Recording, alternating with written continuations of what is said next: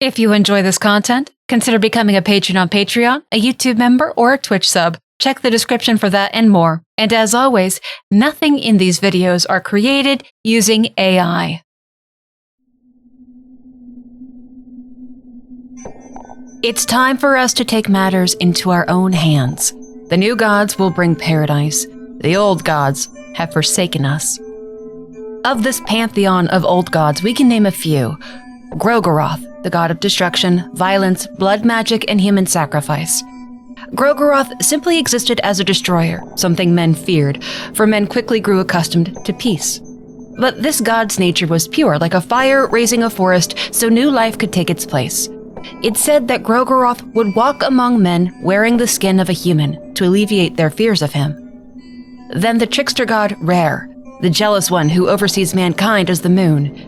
He did not wish to see mankind ascend to anything. He barely tolerated their mere existence. Rare employs plots and ploys to undermine their influence, even directly engaging against them or sending his creations to manipulate and terrorize.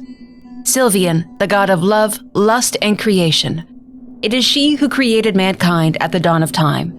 She loved her creations to the point of obsession, but when Sylvian realized that her children were not capable of loving her the same way that she loved them, she forced them into a form of twisted worship, more pleasing to herself.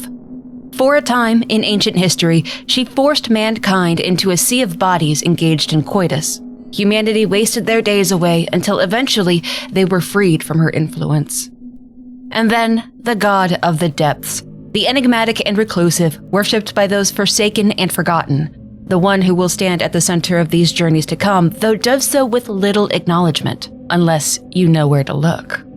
During their ancient reigns, a huge city was created deep underground, where false sunlight shone and a sky was visible, where these old gods would reside in some form and be honored. It was a city that defied reason just by existing. Some may call the city Mahav, Mahab, Mahavre, or Mahaver, or any number of alternate pronunciations, but we will call it Mahab for this journey. As with the flow of time and change of language, the original consonant V in the name changed to the consonant B, and the grapheme letters RE can make a few different sounds depending on what precedes it, or it can make none at all. So Mahab it will be in this instance. Within Mahab, time and space did not proceed in the same linear fashion as elsewhere. The sunlight didn't offer warmth. It changed the very meaning of death to walk those streets. It didn't really seem a place where humanity was meant to live. But as the world aged and humanity matured, the old gods decided that they could not remain within proximity of mankind. Specifics and reasonings aren't really known, just that eventually, the old gods withdrew. They disappeared. Perhaps to the green hue, the plane of the old gods, at least for a time. The worship of them did not cease. Religion is one hell of a drug, especially to the fervent and the faithful.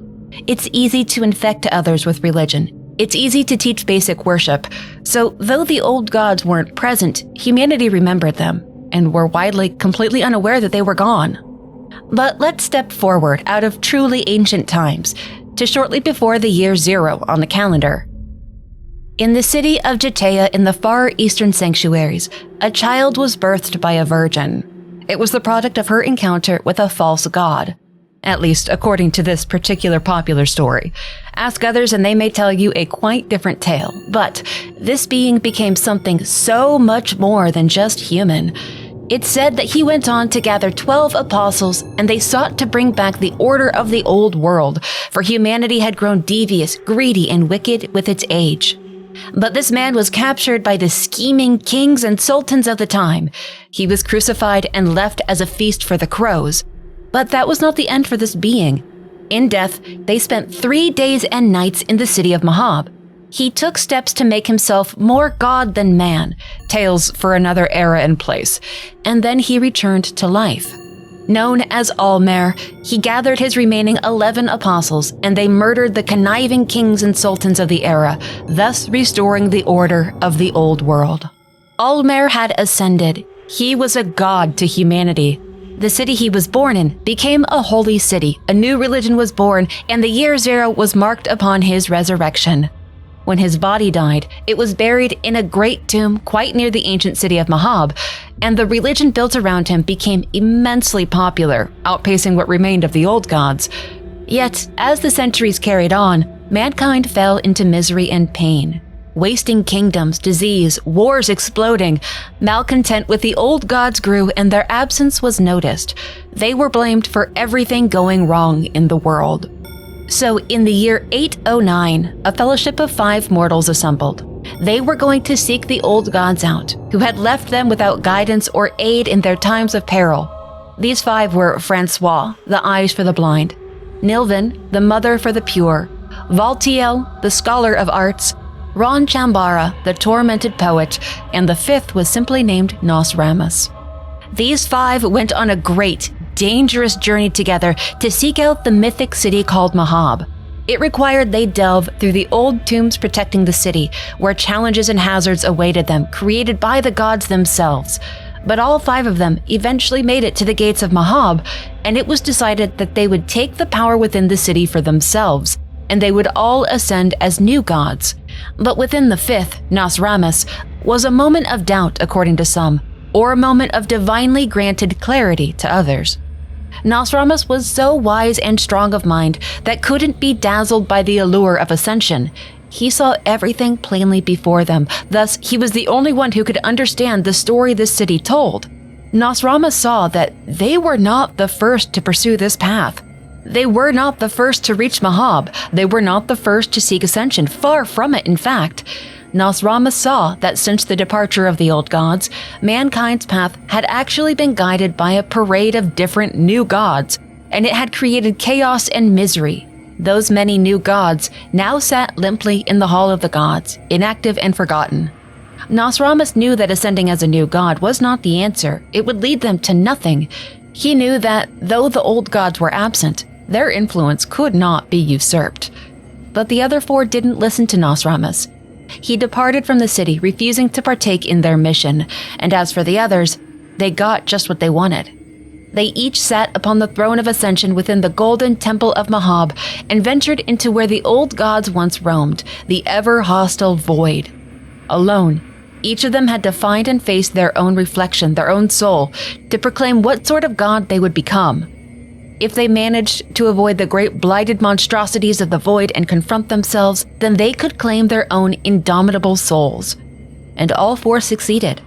Francois became the dominating one, Nilvin became the endless one, Valtiel the enlightened one, and Chambara the tormented one. They tore down the legacy of the old gods to create their own new world order and became the new gods of this era.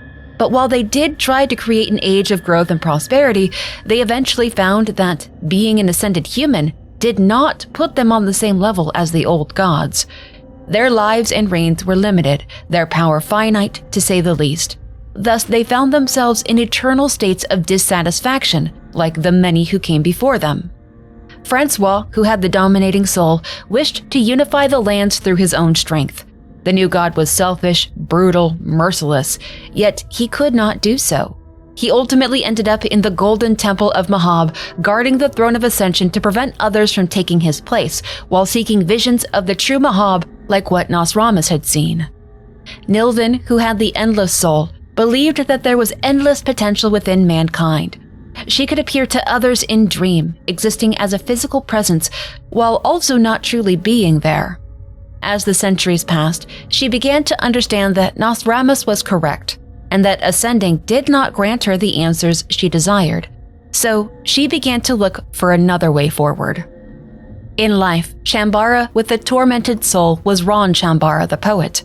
He believed that no great art could be achieved without pain and suffering. As the tormented one, he embodied that belief. He could not speak. His skin was torn from his body. His existence was suffering. His opinion or wants for the future were lost to time. Valtiel, the enlightened soul, took up residence in the Grand Library. It was the greatest repository of knowledge the world would never know about, and Valtiel spent his reign as the enlightened one there, for he wanted answers. He knew eventually his life would end, even as an ascended new god. He wanted to create life, and by doing so, create a pathway to the power of the old gods. And nothing was off limits, so he set his sights on creating life. He created copies and clones that couldn't support a soul, artificial beings, each with a uterus that he would abuse, which birthed deformed and foul soulless offspring. He tried to grow immortal bodies in tanks, but despite hundreds of years of study and experimentation, he found no answers. The creation of life eluded him. Ascension into true godhood was always out of reach. But his ego would not allow him to admit that Nosramus was correct. And as for that fifth member, Nosramus' name was struck from history for his refusal to ascend. The new gods denied him an existence to mankind. But that didn't really seem to bother the Forgotten One. Nosramus remained in those tombs to study a variety of topics: blood magic, the nature of the gods, nature itself. Nosramus greatly extended his lifespan, living for hundreds of years without seemingly have aged. But in all his travels, Nosramus found no place better suited for his studies than the tombs around Mahab. It was a place where the presence of the old gods could be felt, where primitive nature still existed. But as is inevitable in all things, change came to these lands eventually. The city of Mahab fell to ruin in time. It was located near the kingdom of Rondon on the continent of Europa, and it was decided that a modern dungeon complex would be built atop it and its protective tombs. It was meant to house the worst of the kingdom's enemies, but there were no boundaries when it came to who was deemed worthy to be sent there. Even children were kept as prisoners. This dungeon was sprawling, and it went deep into the earth, far, far too deep, lethally deep. For there's an old god that we've not yet discussed truly, one so easily overlooked too, one not understood that exists in a foul place to be worshipped by the wretched, the insects and slithering things, the mindless, the god of the depths. They made their home near the city of Mahab, and when the dungeon complex was completed, it melded into it, taking up residence in the low pits of the mines. The god of the depths' body, in actuality, extended even deeper into the earth than the tombs above Mahab, and its form could shift. Its 3 massive hearts existed around the dungeon levels, like its body had become the halls and the caverns. The god of the depths' servants, the primal cave dwellers in the mines below the primary dungeons, made their village around the seeming abyss the god rested in, and took to performing regular human sacrifices as an offering to it. Treading into their territory was a death sentence for humans, though even beyond the cave dwellers, there were higher predators in the depths that could exist there without fear. At least by the late 1500s, the dungeon was overseen by a large group of guards from Rondon. Their captain was a man named Rudimer, who was just as leery and concerned about the goings-ons in the dungeon as any outsider may be. Priests and pilgrims would come to the dungeon to be nearer to their gods, to carry out sacrifices, to study and chant, to do terrible things. But in the spring of 1590, a very special prisoner was brought to the dungeon, the former leader of a large group called the Knights of the Midnight Sun. His name was Lagarde, and his arrival to this exact place was no accident. There was a prophecy about a fair-haired man whose power and beauty would rival the gods. He would unite warring states not by the power of the golden staff, but by the power of a dozen pitchforks. His existence would be hated by the kings, of course, which would make him a target of theirs at any opportunity. Enter Lagarde and his Knights of the Midnight Sun.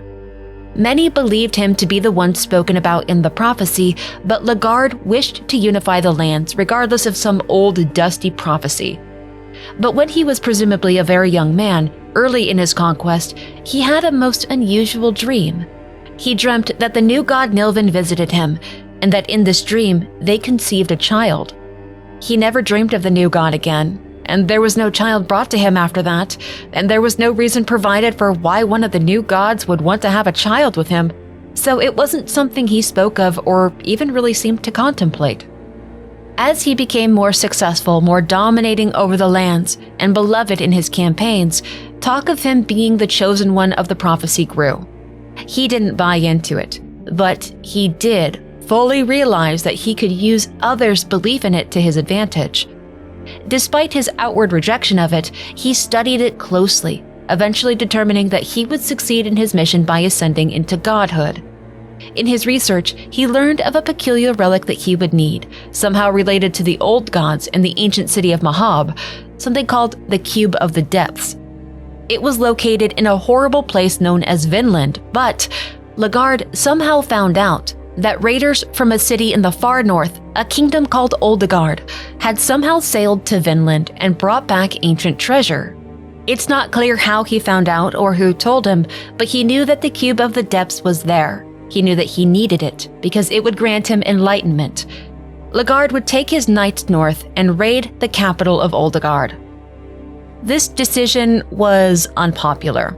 It was a savage, indefensible slaughter of innocent people, and no one really knew why Lagarde was so intent on raiding the Northern Kingdom. But his knights were loyal to their core and they went along with the plan. The army sailed north and devastated the people of Oldegard. They did find what Lagarde wanted, though. Countless innocent lives were lost, but he succeeded. He had found the Cube of the Depths, and now the next phase of his plan. He had to get caught. He had to be sent to the dungeon. You see, he had gained dominance through his battles and campaigns. He would gain enlightenment from the Cube of the Depths. He had been touched by the Endless One, Nilvin, in dream. Now he had to undergo torment. And what better place than those dungeons? Nowhere on earth was as close to the power of the old gods as that cursed place. It would be aspects of every new god in one human being with an already enigmatic soul. It was a certainty that he would die there, but death would not be the end for him. It was merely a step on his path. There were a lot of things that could go wrong with his plan, but Lagarde was quite confident in himself. Once back in the kingdom of Rondon, the Knights of the Midnight Sun were attacked by the king's army and slaughtered. Only a few survived. Lagarde was captured and sent to the dungeon where his misery and torture began. The Cube of the Depths was taken from him, but kept at the dungeon, and then the dungeon itself began to escalate. The god of the depths began to alter and change levels of the dungeon that it was coiled around, within, and that it made up. The madness of its influence echoed about its vast halls, though the god itself was almost entirely an unknown variable to those who resided there. The arrival of Lagarde and the Cube of the Depths had stirred the god. It was impossible for Captain Rudimer to keep things under control. He couldn't even control his own troops eventually. Extreme violence became an everyday occurrence. Death and torture were common, though not necessarily at the hands of guards still in control of their good senses. As the god of the depths' madness began to flood the minds of guards and visitors more severely, suicides and mutations began. A high priest from the kingdom of Rondon demanded that the prisoner Lagarde be turned over to them so they could take him deeper into the dungeon for purposes not explained to the captain. He had no choice but to comply, as the high priest had the backing of higher-ups. Lagarde was taken to the deepest level of the dungeon, lower even than the mines, never to be seen again by the captain. He felt bad for Lagarde. He believed that the popular knight was here because of his influence and threat to the crown, and that his imprisonment was the product of being stabbed in the back. By August of 1590, Captain Rudimer himself began to have fevered dreams of crows, of swirling clouds, otherworldly patterns. Lagarde's absence from the upper levels didn't lessen the growing chaos. Things continued to get worse, more grisly over time. And one may ask, why didn't they just leave? Well, they simply couldn't. They were in the grasps of something far beyond themselves, and even if they left the dungeon, the memories and insanity within them would go along. They would be drawn back, or their own madness would be their death. And for many, the prospect of leaving was never even stated aloud or written down. Captain Rudimer tried to root out the madness of the dungeon, but only joined it in the end. He became the Crow Mauler, one of the most feared beings in the dungeon. His very entrance into a level could be felt. Encountering the Crow Mauler was a death sentence for anyone not completely armed to the teeth and prepared. Other groups and fellowships journeyed to the dungeon, each with their own reasons, and none came out. And search parties were sent to retrieve them or discover what became of them, and they too didn't return. The halls of the dungeon became fully patrolled by evil beings, twisted and foul guards, or those who wished to be closer to their god.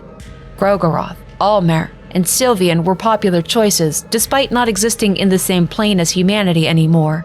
But don't forget the fetid being who was still around in the bowels of the dungeon. who had the most influence over this ever-changing place directly. The cave dwellers who lived close to and served the god of the depths found something in the dungeon and brought it to the cavern where the god resided, or part of the god resided. They found the cube of the depths. It was placed upon an altar and protected by the cave dwellers in a place that felt like just a stone's throw away from the catacombs where Legard was held. The once leader of the Knights of the Midnight Sun had been so badly beaten, tortured, and maimed that his body was broken. He wouldn't be abandoned down here to die slowly, though. There were new visitors coming to the dungeon, and Legard had a part to play in the world yet. As the first of the new visitors rushed into the dungeon, an unknown character in the catacombs with Legard went to retrieve their knife. They needed to cut his throat. Meanwhile, high above on the first level, a defenseless creature sat alone in a cage, tucked away in an office. A little girl whose age was impossible to gauge. She didn't speak and was clearly mistreated. There were no sane guards or the Captain Rudimer to check on her or take care of her. She may die alone in that cage. She was a child who, in all her life, had only known fear and hunger.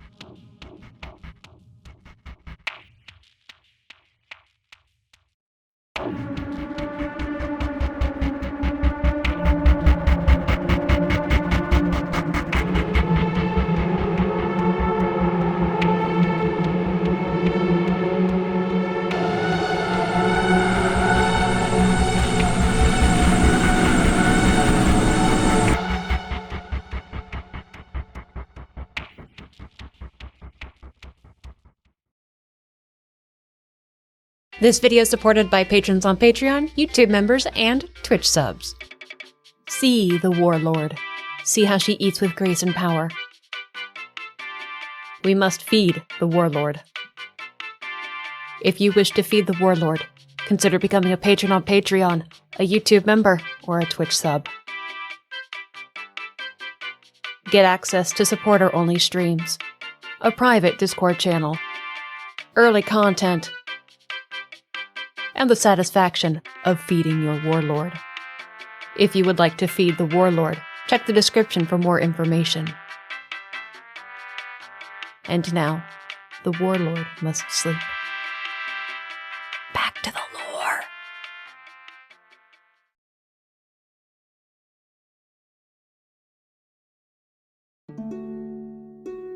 Cahara needed money. I mean, he always needed money, but now he really needed money. He had new responsibilities. He was born in the holy city in the Eastern Sanctuary, Jataya, abandoned when he was far too young. He learned how to take care of himself fast as a burglar. When he got a bit older, he spent his life going from place to place as a mercenary, committing his sins, leaving them behind, starting new, rinse and repeat.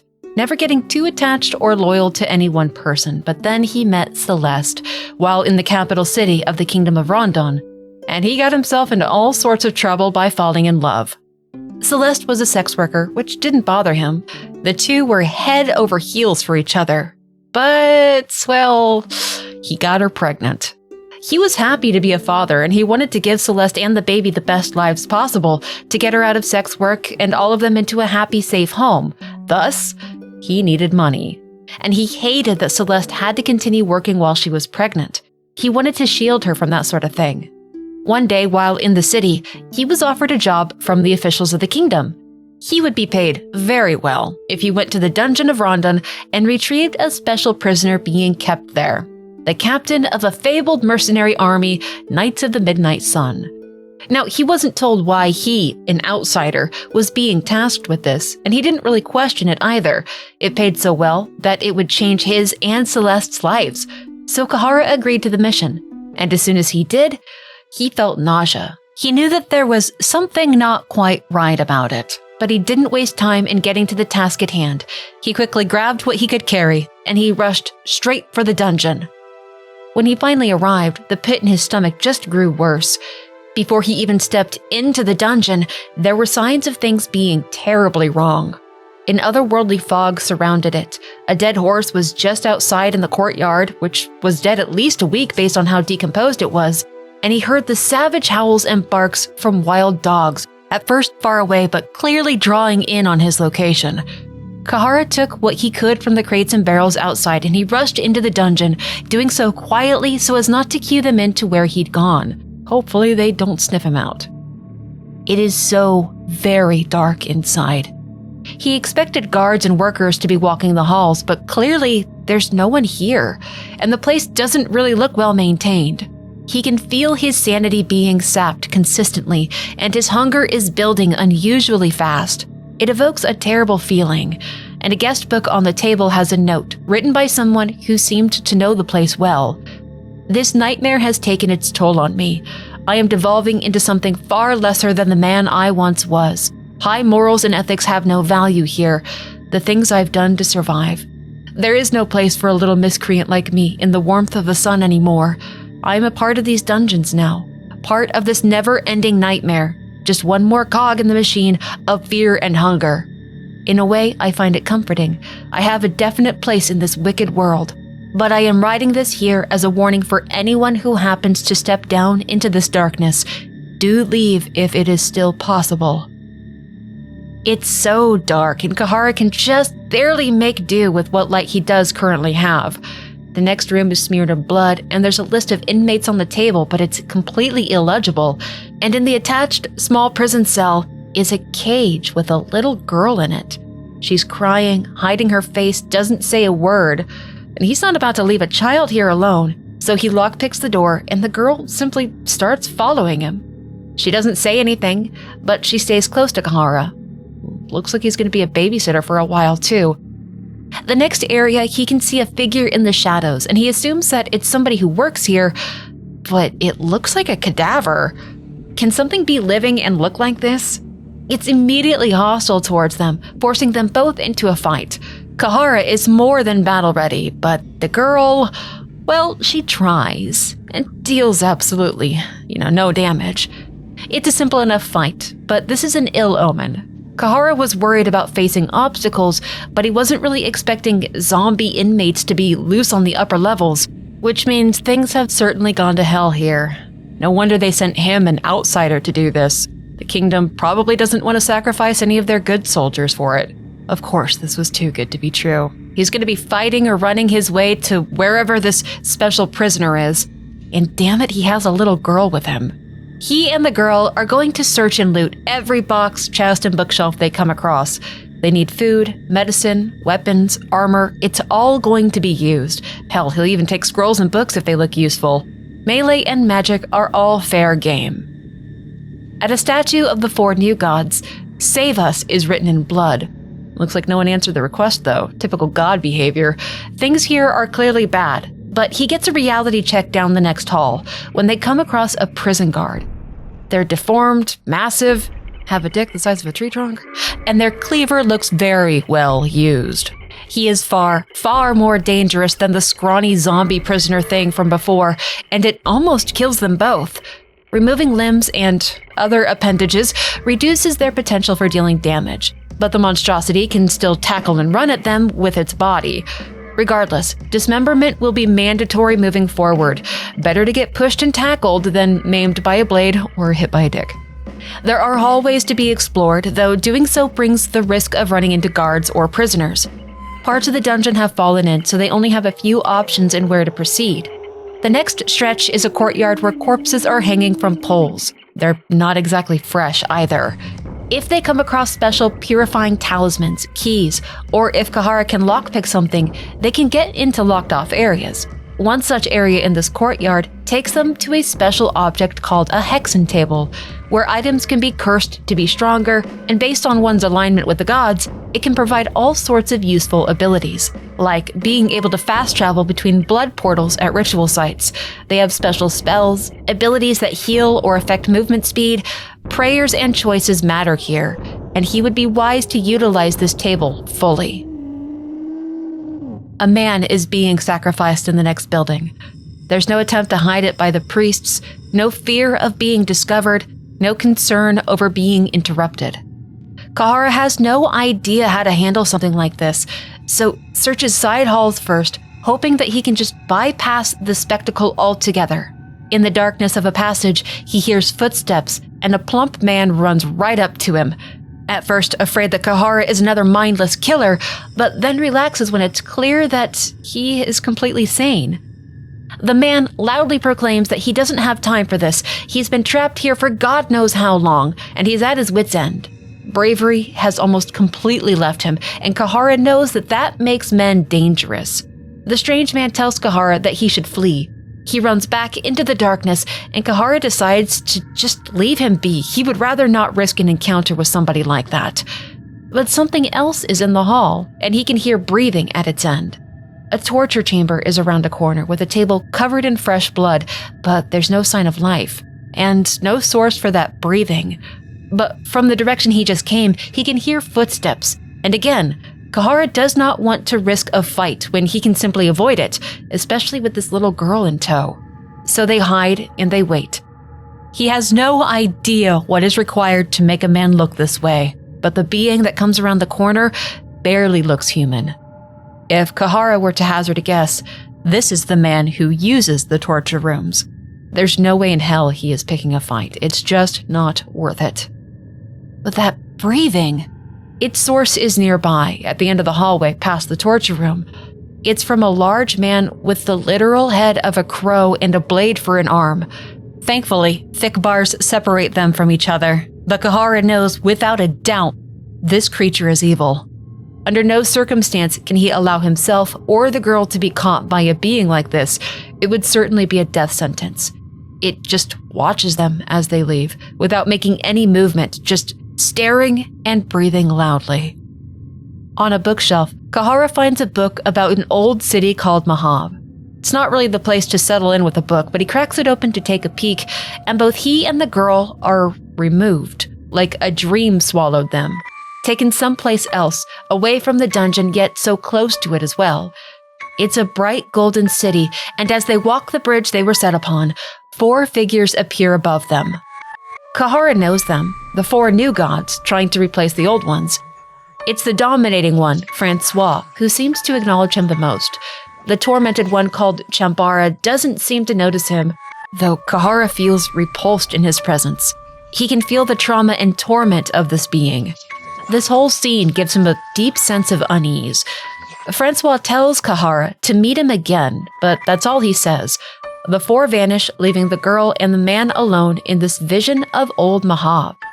They walk around for a time through alleys that seem to hold stories of a violent past, but there's not much else here to expand on the story of the city. There are resources to be taken, odd, unmoving creatures to gaze on, ancient writings on walls that he can't even begin to understand. Each passing moment, though, they sense that the real world is collapsing back onto them. Eventually, the old city vanishes, and the 2 of them reawaken in the dungeons. It felt far too real to just be a vision. It felt like a real visit to that place. Back in the cold of the dungeon, the 2 of them move through the halls as quietly as possible, avoiding as many fights as possible. Some are unavoidable, though, and whilst fighting an elite guard, Cahara's arm is taken clean off. They end the fight as quickly as possible and staunch the bleeding, but this is going to be his new reality. And the same thing can happen to the girl. They each have 4 limbs, and all of them can be taken. They can be left literally pulling themselves along the floor with stubs if luck goes against them. Once through this section of the dungeon, options become a bit more clear to Cahara. He's found a couple different paths that can be pursued, but has mostly just kept going forward. He could drop down a well and gamble on where it lands him. He could go back towards the entrance and explore a side building that was unlocked. He doesn't really want to risk backtracking, since he knows what terrible beings are potentially lurking in the first 2 buildings. So they'll just keep going. The first path they choose leads to a clearing where there is some buck wild butt stuff going on.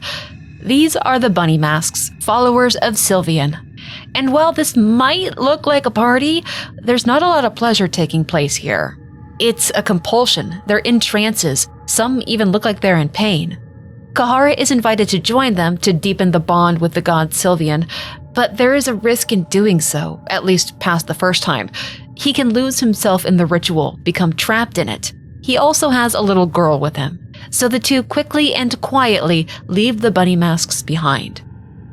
At a statue of Almer, Cahara does take a moment to pray. There's no harm in doing it, and it might be beneficial to have the big guy on his side in some way.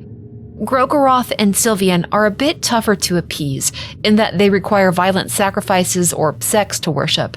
But Almer is easier to approach via prayer and, occasional murder of particular hostiles. There's a really strange-looking emaciated creature behind the statue that simply asks Cahara to leave them be. They say they're turning into a beautiful butterfly. That's all they want, and it seems innocent enough, so Cahara and the girl leave the weirdo alone. There's a little dagger on the ground. It's small, simple, and reminds him of when he was young and learning swordsmanship was something similar. The girl still hasn't said a word. She barely makes eye contact, but she's defenseless and practically attached to his hip, so he decides to offer her the weapon. And she's surprised. He gave her a gift. It doesn't seem like she's used to that sort of thing, or any sort of kindness. The clear excitement from the unspeaking girl is its own reward. Now she can defend herself in battle too. The last route option is past some rubble that Cahara clears out, but he can't help but feel like this particular path was blocked off by someone on purpose. He doesn't really want to backtrack, so he risks checking it out. They're immediately attacked by a couple of feral hounds who have been trapped in the area. He can't help but feel sorry for the beasts. It's unfortunate that they too were impacted by the dungeon's insanity. As they walk through the dense, swirling fog, a huge tree emerges. There are corpses in the roots and branches, no greenery to be seen upon it, and there's an opening at the base, leading down into the earth. They either descend here, or they go back. This is the last place a little girl should be, and though every ounce of common sense is screaming to just turn around and run, Cahara decides that this is where they will begin their journey into the earth, to the lower levels of the dungeon. How many people died here? How many souls were captured in these vines and branches? The air is humid, it's dark as hell, and through the dungeon caverns, they can literally feel something evil enter the area. The other creatures here are far less humanoid than the beings on the upper level and seem to exude toxins. These are the thickets, and getting around here is tricky.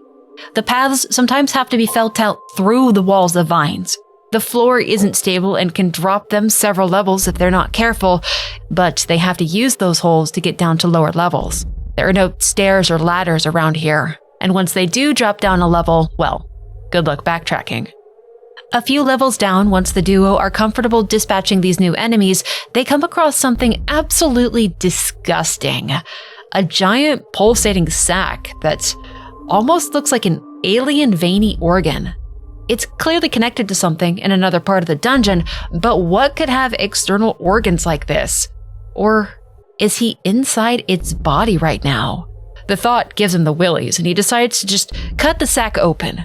There's still fluid movement in the veins, so he didn't really kill whatever it's attached to, but better safe than sorry. If he meets the owner of this organ later, he would like for it to be as weak as possible. At the final drop out of the thicket, once they land on the next level, a terrible horror sweeps over Cahara, the feeling that he has journeyed too deep. The girl still doesn't say anything, and he can't help but wonder if she feels the same thing. They have bypassed several floors of the dungeon and landed at its bottom, the catacombs.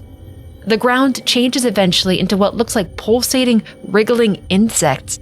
It is ungodly disgusting and squishy. This seems to be the deepest of the prison cells, where probably the worst of the worst were kept, or the biggest threats to the kingdom. There's another of those purple organs down here, and without a moment of hesitation, he cuts this one wide open too. There's still some fluid movement in the veins, but it seems that whatever this organ is attached to has weakened. There might be one or two more of these things, but he's not going to go out of his way to search for them. There are a few dungeon foes patrolling down here, but it's really quiet otherwise. The two of them carefully search the halls and the rooms, eventually coming to a cell that Cahara feels is ominous. There's an unmoving figure on the other side, and though he doesn't want to open the door, he gathers his courage and does so. Shackled to the wall is the man that he came here to retrieve, his neck completely cut. He's been dead for a while now. Cahara has failed his mission. So now what? Seems all he really can do is get this girl out of the dungeon and accept this turn of events. Maybe he'll still get a reward for finding out what happened to the man. What was his name again? Lagarde or something. The girl kneels next to the man's body, and she looks knowingly at him. She sheds a tear for the dead man and then quickly returns to Cahara's side. He would ask her what that was all about, but she probably wouldn't answer. There's not much else here except... a huge door with an empty cube-shaped hole in it. The designs on the door are ages old, from a culture unknown to Cahara, but markings on the ground indicate that this door has been opened regularly. The cube shape on the door is probably a key, and if it's been opened often, then the key must be around here someplace. They have to climb through the dungeon to get out. They can't backtrack through the thicket, so he'll just, keep an eye out for something cube-shaped. Maybe find a safe enough route back down so that he can open the door and see what's on the other side. He feels so drawn to it. He has to know what's hiding beyond. A stairs leads them all the way back to the 3rd level of the dungeon, the main prisons. They completely bypassed all of this by going through the thicket. It's a safe, direct shot back to the catacombs via these stairs, so they start looking around. The guards are still difficult and dangerous to deal with, but together they manage to succeed against them and stay relatively intact. But that terrifying presence that he felt before, it's like it's following them now. It feels like that being he saw on the 1st level, the one behind the bars with the body of a man and the head of a crow. Well, whatever, it can search and hunt all at once. Cahara is going to ensure that it does not catch them. He flips a switch in what looks like the main office of the prison in hopes that it will lead them to another shortcut someplace, and the two of them carefully move on. In one of the prison cells is a simple doll, lying forgotten on the bloody stone. It's a long-haired man that kind of gives Cahara the creeps, but he decides to offer it to the girl. Maybe she would find comfort in a doll. And her eyes light up at the new gift. She loves it, so it's hers. He's glad that he can make the kid happy in some way, and the two of them kind of seem to be turning into buds. The switch that Cahara flipped back in that office area, it's for an elevator in the next area, in the blood pit. It's covered in bodies and gore and blood, which to be fair is exactly what one would expect from a place called the blood pit. But who the hell did all of this? And why are they hoarding corpses? It's disgusting beyond words, but Cahara searches through some of the bodies. There's no logic in doing so, it's just kind of a morbid curiosity about what else could be nestled in the bodies. And a head pops up. It's just a head, a floating head, that asks who has disturbed their sleep and starts yelling about not having its full body yet. It needs more flesh, blood for its ritual. This delightful sack of cat shit is the mighty wizard Nas'Hara. Long ago, he was one of those travelers that found Mahab and he ascended. In fact, he predates Valtiel as the Enlightened One. When his reign ended, as is inevitable for all the new gods, he became obsessed with power and restoring his body. One can't help but wonder what he did or who he pissed off to get his head cleft from his body like this, but he probably deserved it. This guy is an insufferable ass who probably can't even open doors himself anymore. But he's happy to brag about all the horrific things he did in life, the mass death he caused, and it would be lethally stupid to discount him in combat. Nas'Hara begins to summon something into the arena, and the closer it comes with each passing turn, the more clear it is that this bodiless wizard cannot be defeated, not by them at least. They need to run and pray that Nas'Hara doesn't chase them down. Cahara and the girl bolt before the giant beast reaches them. Nas'Hara doesn't realize it, but he's just lost an opportunity here to work with Cahara to further his own goals. But maybe those can be stories for another era and another set of protagonists. They wait for a little while, discover the blood pit connects back to the first floor near the exit, but they return to the darkness. Neither of them seems willing to leave just yet. The coast is clear. Nas'Hara has apparently returned to his ritual slumber, so they quickly hop into the elevator and get the hell out of there. It takes them down to level 4, the caverns. The space down here is vast, dark, and cold, but not so far away they can hear, it sounds like a dog howling. There are piles of what looks like burnt bodies littered around, but there's no clear sign of who's responsible. Nakarada seemed like the type to really enjoy fire. Maybe this is where he just tosses his leftovers. There's obviously something in the darkness of the caverns, but it doesn't show itself. And they're not going to pick a fight with anything, so the two of them quietly move along, being really careful not to break or disturb anything that could get its attention. But then they find a wolf. It's so unique to everything they've encountered, and there's an intelligence to this creature. It does engage them in a fight, but Cahara doesn't really want to hurt it, so he tosses some old rancid meat to the beast and it goes right for it, happily gobbling it down, and he gladly tosses more. After 3 hefty steaks, the creature, Moonless it's called, strikes a chill vibe and seems to respect him. And much like the girl, it just kind of falls in line. He wasn't expecting to get a kid and a dog when he came here, but it's nice to have the company, and Moonless is another party member that can dish out some serious damage. The now trio happily pitter-patter and get at her through the cavern together, then meeting an incredibly off-putting thing. A man with a cat mask? This person, is friendly in a way that's way too charming. He greets them openly and then asks Cahara how he's doing on this wonderful day. Cahara decides to just cut right to the chase with him, and he reveals that his name is Pocketcat, an item and arms dealer. But he doesn't want money, no. He'll exchange his precious wares for children. He wants the girl. And quite suddenly, his unwavering stare, the smile of his mask, his hand moving in his pocket is so much more heinous. Let me tell you a little story about Pocketcat. It was a rainy day in the countryside just north from the forest of Merwood. Willem, the wildest child known in the town, would stare at the raindrops behind the window screen. His mother would warn him of going outside. During rain, decent boys would help their parents with various indoor tasks. Rain brings forth all kinds of dangers not otherwise known to little boys. Disregarding the warnings, and without a worry in the world, Willem dashed through the bushes and ran deep into the forest. In the heart of the forest, all wet from the rain, Willem heard slight panting noises from an overgrown grotto nearby. Cautiously, Willem peeked through the leaves. He would not believe his eyes when he saw a finely dressed cat standing on 2 feet, twice as tall as Willem's father would be.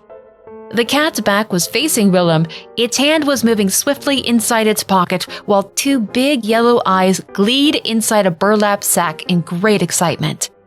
Suddenly, the hand movement came to a halt. Even if Willem was well hidden behind the leaves, slowly the cat turned its eyes towards him.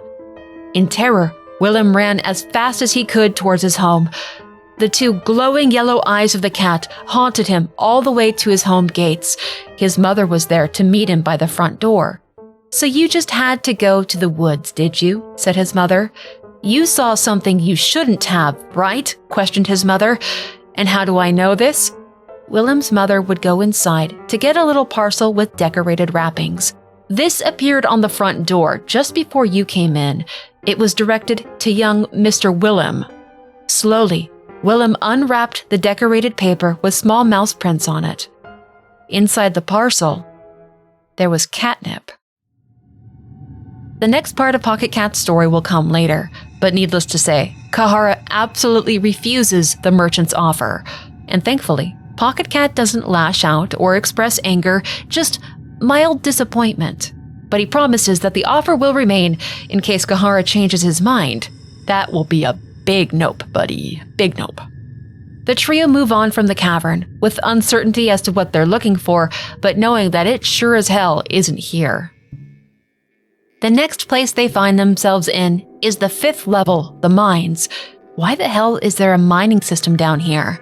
Is that normal in a dungeon? Maybe the mines were already here before the dungeon was built on top of it, and, under it, and around it. As they move through the area, he thinks about the nature of this place and how it kind of doesn't make sense how it's built. It almost seems out of order, or like different parts of the world or a world were shoved into it, like a cake with mismatched layers. There are so many collapsed walls and ceilings that it also kind of makes him wonder if the halls of the dungeon somehow move or modulate. That's probably silly, probably impossible. It's more likely time and neglect have done all the damage, but this place was a fully functional prison just a few years ago, right? For the most part, there's not a lot here, but there is a locked door that is just calling his name. As soon as he lockpicks it open, he regrets it. There are corpses all over the ground before a large pool of water. He knows that he should just turn around, but there's also something shiny in the water and he wants it. So against his better judgment, he sneaks up to the edge of the pool, grabs the shiny, and up comes a huge water monster that seems incredibly out of place here. How did this thing get all the way down here, and are there more of them in there? This salmon snake creature is a tough fight, but it has vulnerable eyes. They destroy its sight, making the fight a bit easier, and then chip away at its limbs and tongue. Their reward, some tasty salmon snake steaks, and a stone crown. That's what was in the water? I mean, it has some nice rocks in it that are shiny, but this thing is clearly not worth that much. Oh well, he takes it along anyways, and it can add some protection to his noggin, so, why not wear it too? He must look simply regal in it.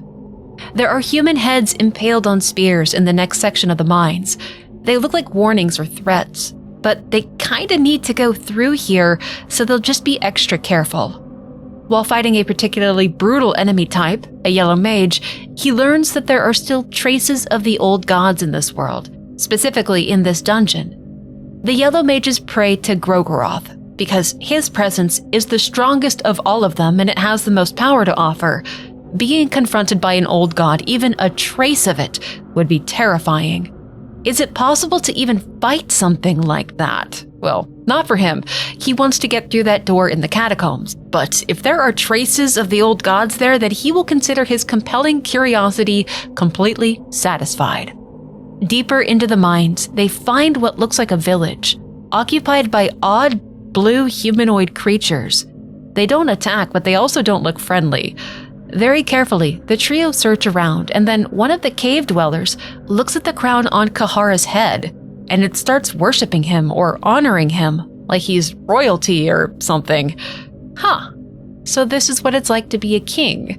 While looking around this colony, they find ritual statues and the remains of human sacrifices, so they set up those spears. But what are they sacrificing humans to appease, he wonders. What god do these people serve? All things considered, the trio seem to be pretty safe here and welcome to look around, so Cahara fills their pockets with odds and ends that he pulls out of storage crates, and they explore every corner of the colony. One of the cave dwellers tries to communicate with him, but another of them promptly comes over and beats the curious creature to death with a rock. So maybe he should be a bit more careful than he was being. He won't try talking to anyone again because that was rough. They cross a rickety makeshift bridge over a chasm to an area isolated from the rest of the mines, and fear rushes over them. This is the altar of darkness, and there is something else here, something worse than even that crow being. In the only building here, there's a single guard watching over some sort of an altar with a cube relic on it. Just like the hole in that door, this is what he's been looking for. Finally! The cave dwellers don't seem to object to him taking it, so Cahara pockets the apparent key, and he wants to see what's in the abyss next to this building. He feels like he should leave, but he needs to see it. It has a mouth. Vines, organic, rotten, teeth. It's slumbering. He immediately thinks of the thicket and those organs that he'd been cutting open.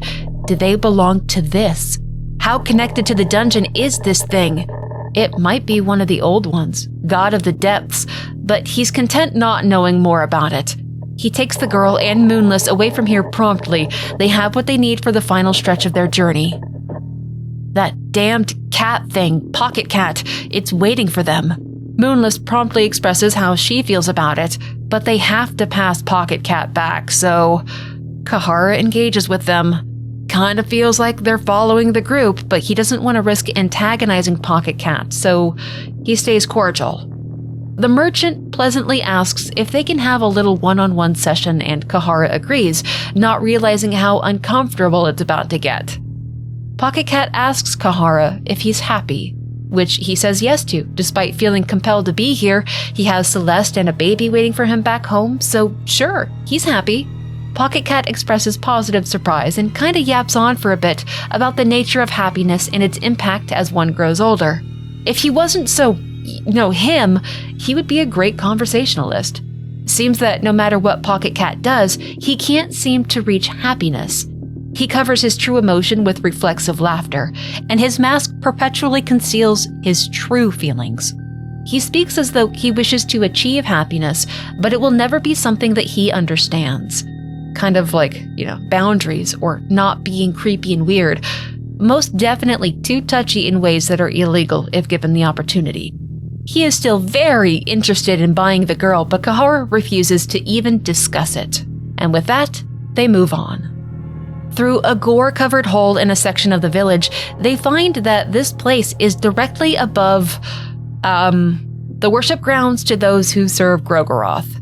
There's a cannibal feast taking place, and they drop right into the middle of it. But all who are consumed and partake in this ongoing ritual are willing and consenting. They do not move to attack the group. In fact, they're invited to partake, which is, it's so sweet. Thank you, but no thank you. Good to know that appetizers are readily available if needed, though. You have fun, ye goddamn freaks. The buffet line eventually leads directly to the catacombs where Lagard's body is, which means that locked ancient door is just a few steps away, and they can finally see what's on the other side. Technically, they can still exit the dungeon. That doesn't really mean they'll escape it, but they can physically remove themselves from it. They've come so far, why not see what's on the other side, right? Right? The cube reacts to the door, and when contact is made, it opens, taking them into what looks like a tomb from another era. It's dark, decrepit, and stale. It may have been a wonder long ago, but not anymore. Getting through isn't difficult, but he can't help but feel like there's some sort of a riddle or a puzzle to the floor tiles and the statues. That's too big for his brains right now. It looks like former explorers made it down to this level, and some of them got stuck, eventually turning into foul body-snatching bastards after they turned to the god of the depths for salvation. There are plenty of walking corpses to deal with, a stubbornly sealed door that he can't seem to get open, but it's not a complicated area. Things become complicated once they're through the tombs, into a place seemingly from another reality. It's the ancient city of Mahab, the once home of the old gods. Though there seems to be a sky, this is completely underground in a cavern that is too large to fully understand. This is where he has felt so compelled to go, and now it's time to figure out exactly why. He remembers being here from that vision, where the new gods stood above them in the air, barely taking notice of them. It was Francois, the dominating one, who spoke to them, wasn't it? He mentioned meeting him again, but there was a severe lack of directions left behind. Everything in the city is rotting and damp. It's been looted almost completely already, and most of what remains is worthless or spoiled. They search about a courtyard, where a destroyed statue is still barely standing. He's not sure who or what it is, but there are some supplies left in the crates around it, so he thanks the statue man, or whatever. There are some large beacons they can light to illuminate the area a bit, though it's still pretty dark and misty for the most part. Blocking the doors into a grand, shining palace-like temple is an odd giant-sized figurine. Looks like it's made out of clay. It tells Cahara that he is not worthy of passing through to the gates of eternity. Suffering is the point of all this. Should he be on a journey to reach enlightenment, he must go through torment without losing himself and sight of his original goal. Only then will the figurine move. Cahara can try to ask for more information, but it will provide none. It simply repeats itself. Well, the gates of eternity, huh? Were those directions on how to ascend as a new god? Because he's not sure that's something that he would actually want. He has a lot to live for, a little family waiting for him to return, and what would happen to the girl if he did that? Out of curiosity, he puts the cube into a big statue thing that has a cube-shaped hole in it. These are meant to be like lighthouses for souls, guiding them on to the next world, and the light it emits changes the world around them. It takes them to another point in Mahab's history. There are outlines of souls from the past proceeding through the city someplace. The old buildings are restored, but nothing about it feels safe. There's a violence that can be felt in the air, whispering bloody stories of things that took place here. The city reeks of rot, and the light in the sky feels cold and yet it burns. Well, time to start exploring, it looks like. In the buildings are these extremely sinister-looking mechanical beings. Sinister because of the implication. They have functioning sex organs and carry fetuses within them. They are soulless beings, they and the babies they eventually produce. So what's the point, one has to wonder? Why were these things made, and were the offspring created by them considered successes by some measure? And, who's the sperm donor? They're free to jump back and forth between the bright shining macabre of the past and the present-day rotting one. In both realities, there are harsh foes to contend with. The terrible lord of flies that patrol in the present day can kill in a single churn or capture them all for imprisonment. They're extremely difficult to avoid as well. Everything here is just a bit tougher to stealth around. There's also a strange wolf man walking around that feels like a little uncomfortable, like how it was created isn't something that should be considered or thought too deeply about. That sort of thing is probably better suited for those more interested in the dark arts anyways. While walking in the past version of the city, they find a creature chained up on a wall, with its skin hanging loose from its arms as though they were angel wings. And Cahara feels himself in this. This is his own deep-held grudge against this damned dungeon, manifested into a literal creature. He's thankful that it's chained to the wall, though it's also a sad sight to see, as he's not certain he would be ready to face something like that, not yet at least. Does everyone who makes it this deep into the dungeon have one of these things, he wonders.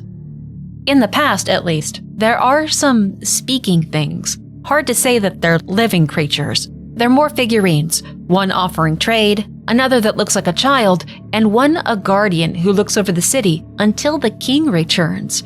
Cahara has never heard of this nameless king.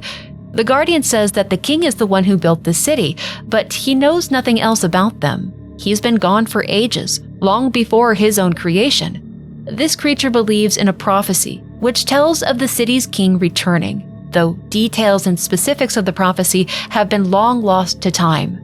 Many would think the guardian a fool to believe such a thing, but his entire purpose is protecting and waiting. Cahara knows that in the future, there's no light in the sky here. The city is shrouded in darkness.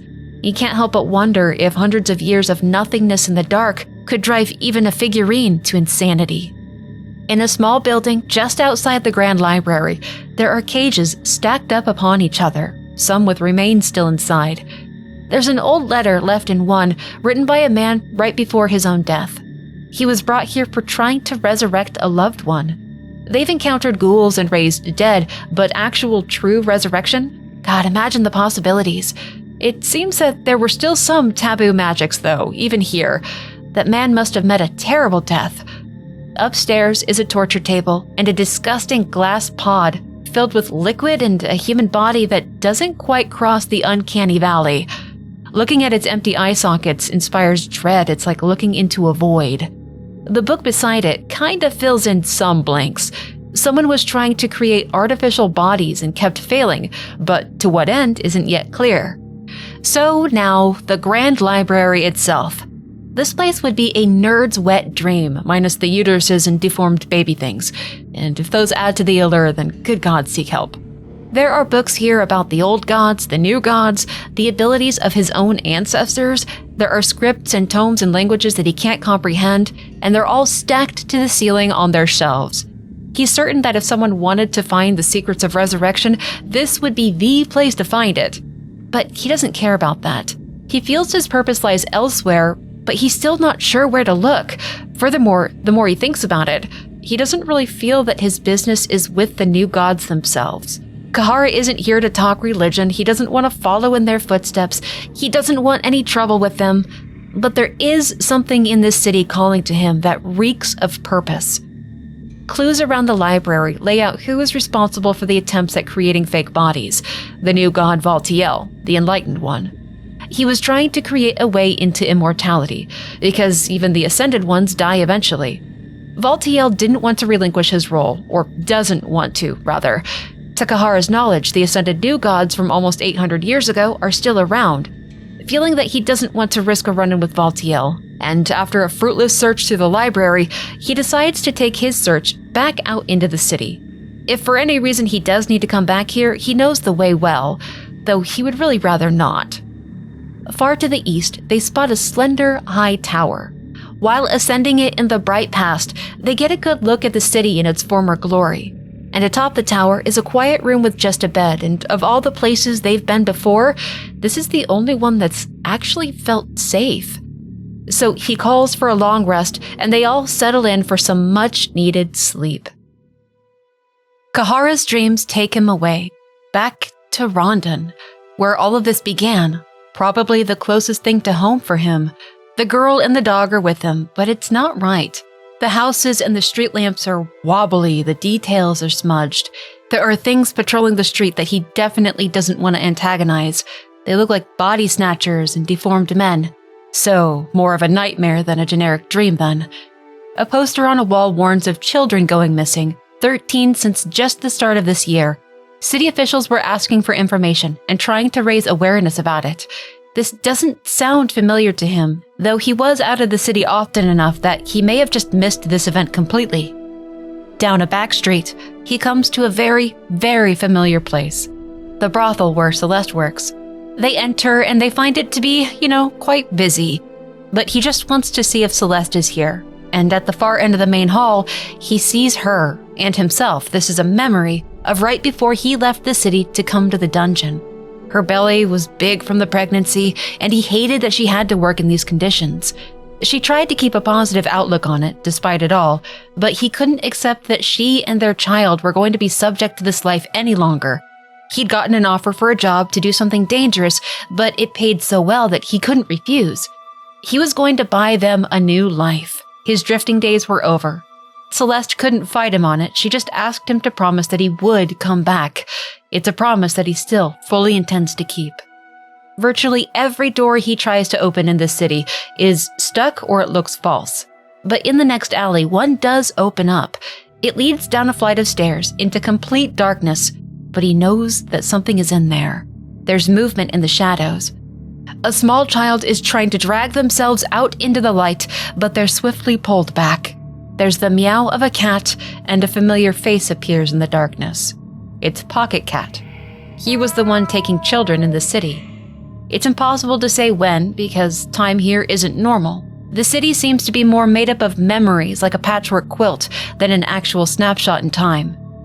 This raises so many questions about the true nature of Pocketcat, but it cements that the creature is diabolically dangerous. Up a main road, plague victims have been left out, some dead, some almost there. War, famine, disease were all reasons that humanity rebelled against the old gods, though it was preached that it was their own fault that they were sick, punishments for their sin. At an open market area with a religious statue, a man is strung up, but he's there willingly. He wants death. He loudly talks about it, until something changes his mind. Cahara has no idea who he is, but if he's here, he's been in the dungeon then, right? Maybe long ago, or he will be in the future, who can really say? The guy kinda seems like a weirdo, though. Their only way forward now takes them out of the city, but they don't emerge into the roads outside of Rondon. This isn't even the same country. It's far to the north in Oldegard. A lumbering red-headed man is standing over a dying comrade who calls him Ragnvaldr. The dying man tells Ragnvaldr that their people were slaughtered while he was away. It was the doing of the Knights of the Midnight Sun. Where does Cahara know that group name from?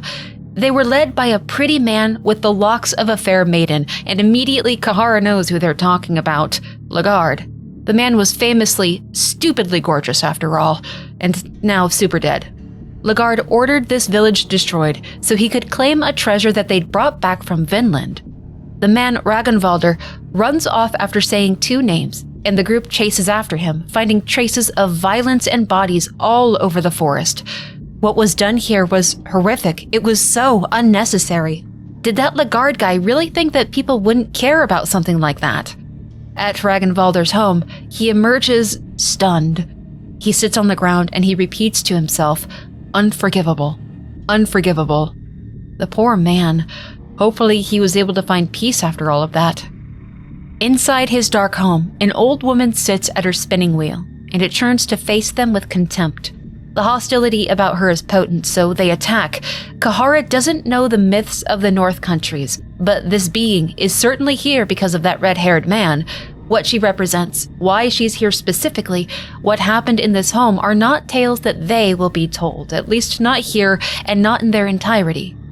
She proves to be a difficult foe, but the girl can hold her own in a fight now. Moonless has vicious double attacks, and they have ample supplies to heal with. They emerge victorious. And their reward is a vision. That man, Lagarde, they see him when he was alive, talking to a woman in armor, clearly a trusted companion. They're talking about an old prophecy that many think Lagarde is the one spoken of in, and he thinks it's childish. But he knew better than to ignore the opportunity to use that belief to his advantage. The woman next to him says that he really does fit the description of the prophecy pretty well. A fair-haired man who would have power and beauty to rival the gods, who would unite the warring states not by the power of the golden staff, but by the power of a dozen pitchforks. Lagarde does want to unify the lands, but he doesn't care about doing it peacefully. The cost really didn't matter to him. He was so close to establishing his own kingdom, according to the woman, but Lagarde doubted that path. Even if he did have his own kingdom, what would it really change about the world or his legacy? He wanted more. He would go north, seek a relic there, and then see himself delivered into the depths of darkness. Wow, so Lagarde slaughtered all those people, stole the relic they brought back from Vinland, and he counted on being sent to the dungeon? Well, a lot of goddamn good that did him. He was tortured and killed and is currently rotting at the bottom of the dungeons. Cahara has no idea what Lagarde thought would happen, but apparently the man was cruel and an idiot. At the vision's end, Cahara stands before the new god Nilvin. She looks upon the girl and calls her a new one, and it clearly makes the girl nervous. Nilvin tells Cahara that the new gods were wrong about ascending. It solved nothing. It gave them few answers. For mankind to be free, more is needed than another set of new gods. They need something that can match the size and power of the old gods. Then she asks him to get her child out of here, the girl. She is the daughter of Nilvin. She makes no mention of the father, but asks him to take the girl to the heart of the darkness. In return for making this promise, she will give him her very soul. So she doesn't want the girl taken out of the dungeon. By here, she must mean Mahab. But where is the heart of the darkness? Deciding to trust the new god, Cahara agrees to her request. He wouldn't say no to a pleading mother anyways. Nilvin gives Cahara her endless soul, and the group wakes up back in Mahab, finally done with that terrible dream. Not sure what he's supposed to do with that lady's soul, but it has to do something, right? And Heart of the Darkness. The only place Cahara can think of that might fit that description is the Altar of Darkness, where the god of the depths is, if that's what she actually meant. But there wasn't anything else there, right? The god creature didn't respond to him. It actually looked like it was sleeping or something. Maybe cutting those big purple organ sacs will do something. He's been all throughout the dungeon at this point. There could be another one somewhere in the city, or maybe a lead about what this Heart of the Darkness is. The three of them walk around the dead city for, God, honestly, it feels like an eternity. But they find nothing useful, and it turns to frustration eventually. But then, out of agitation, Cahara tosses a stone into a gap on the path of the present-day city, and he hears it hit something really close. There's something under the path. With no other clear options, they hop down and they land at the entrance of some underground complex. Must have taken forever to excavate it, and it's full of what look like maybe husks, fake human bodies without faces that are similar to the real thing, but clearly they were failures in someone's experiments. There's alchemy and science equipment still down here, surrounded by dozens of these fake bodies. Now, it's probably the work of Valtiel, since he was the one that seemed so interested in extending his lifespan and creating life. A journal nearby outlines how to use the tank of black growth hormone to make a personalized husk. Just add blood. Sure, why the hell not at this point? They've seen weirder. Cahara donates a few drops, and they watch a full copy of the man rapidly grow in the tank. Kinda gross. Definitely fascinating. But unfortunately, it doesn't have a consciousness. It just wanders around them without a single thought in that head. He was hoping they'd be able to recruit a new party member, and Celeste would probably be thrilled if there were two Caharas at home. But that was a short-lived dream. A ladder takes them all back up to the surface, including the Cahara husk, up into a giant temple that looks like it's dedicated to the tormented one, Chambara. Was Chambara responsible for all those husks then, and not Valtiel? Cahara really isn't an expert on the new gods, but Chambara didn't seem like the sciencey type. Though artists can be surprisingly versatile when it comes to creativity, what would he want with a bunch of lifeless human husks? The temple is really quiet, and it's in a poor state. There are prison cells aplenty, chains on the walls, what looks like canals to carry mystery fluids from a torture site. Doesn't seem to be really much to do here, but what about in the past? Maybe they could even find Chambara himself, if this is his temple. He's definitely an approachable, fun, party type of dude, right? Even in the illuminated past version of the city, the Temple of Torment is dark and in rather poor state. Seems Chambara's priorities weren't maintenance or lighting. Of great interest is Cahara's clone. He's up here in the past, walking around, still without a thought in that head. So maybe these are less of past-present versions of the city and just overlapping points in time. What he does in either version of the city can impact the other. The group walks around for a bit, looking for Chambara or anything related to the god of the depths, but there's nothing save a few old disciples of Chambara. This is another dead end, and then a terrible thought enters his head. His copy, his clone, doesn't have self-awareness, doesn't have intelligence. It's pretty much a walking bag of meat. There's clearly a sacrificial mechanic to this temple, and there's literally a sacrificial site with blood canals connected to it. He doesn't want to, but he does it. Cahara brings his copy up to the sacrificial site, and without a word or inkling of emotion, it submits to hooks piercing its skin. While carrying out the sacrifice process, he appears from the darkness, Chambara, the tormented soul. He attacks on sight, to Cahara's disappointment. There will be no speaking to this new god. He tries to evade Chambara for a few moments, but it's pointless. Eventually, the group is caught. The tormented one has nothing to say. Attempting to speak to him is simply wasting a chance to attack. He's a frightening opponent, but it also feels like an incomplete fight. It is a struggle, yes, but not as much as it should be. The group is able to remove his limbs and beat him down, though it felt deceptively easy. The body of Chambara remains, and he glares at Cahara with hatred. He can feel that it isn't over between them. Cahara finishes the sacrifice of his copy, which is just truly icky. It tears all of his skin off, making him look like a disciple of the tormented one, and every bit of blood in the husk flows into the canals, down the walls, onto the floors, and into the main pit of the temple near the entrance. And from it, Chambara rises restored. Well, round two it is then. What point is there in fighting this being? Does Chambara assume that Cahara has come here to usurp him? Maybe it's just in the tormented one's nature to maim and kill. Regardless of the reason, a brawl over the blood commences. And at first, Chambara doesn't seem to really be doing anything. Within a few rounds, they've removed his limbs again and taken very little damage themselves. But then the tormented one moves to the center of the pool, and his true form emerges. He's attached to the Wheel of Torment, 3 massive rotating rings protecting his body and acting as weapons. For a dangerously long while, they flounder against the new god. They just can't hit him. They can't reach the inner ring. So they attack the outer rings to what seems no avail until they jam. They don't break, but they stop rotating. They jam the outer ring, the middle ring, and then finally they can reach Chambara himself at the center. He is a grisly fight and takes an impressive amount of damage, but the new god is truly defeated before any of the party falls. Though one more round of hits may have been the end for a few of them. They won by the skin of their teeth.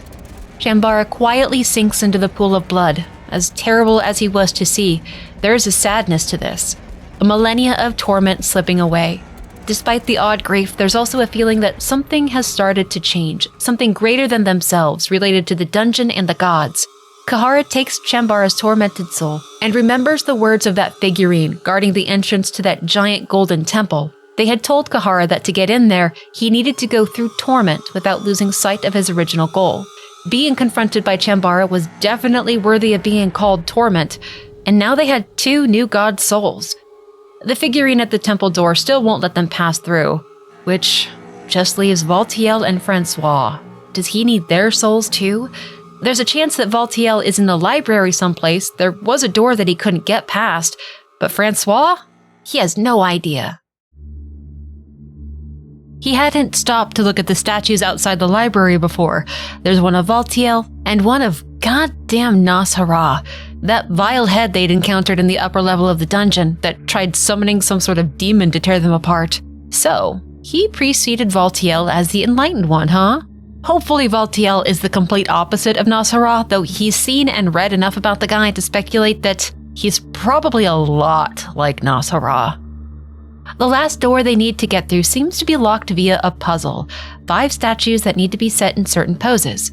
These uterus creatures and how Valtiel used them is just so goddamn weird and gross. They were his sex objects in science experiments, another attempt at solving the mystery of eternal life. Jumping into the past, he can see the proper poses for most of the figures, and he finds the last 2 poses scattered around the library study rooms.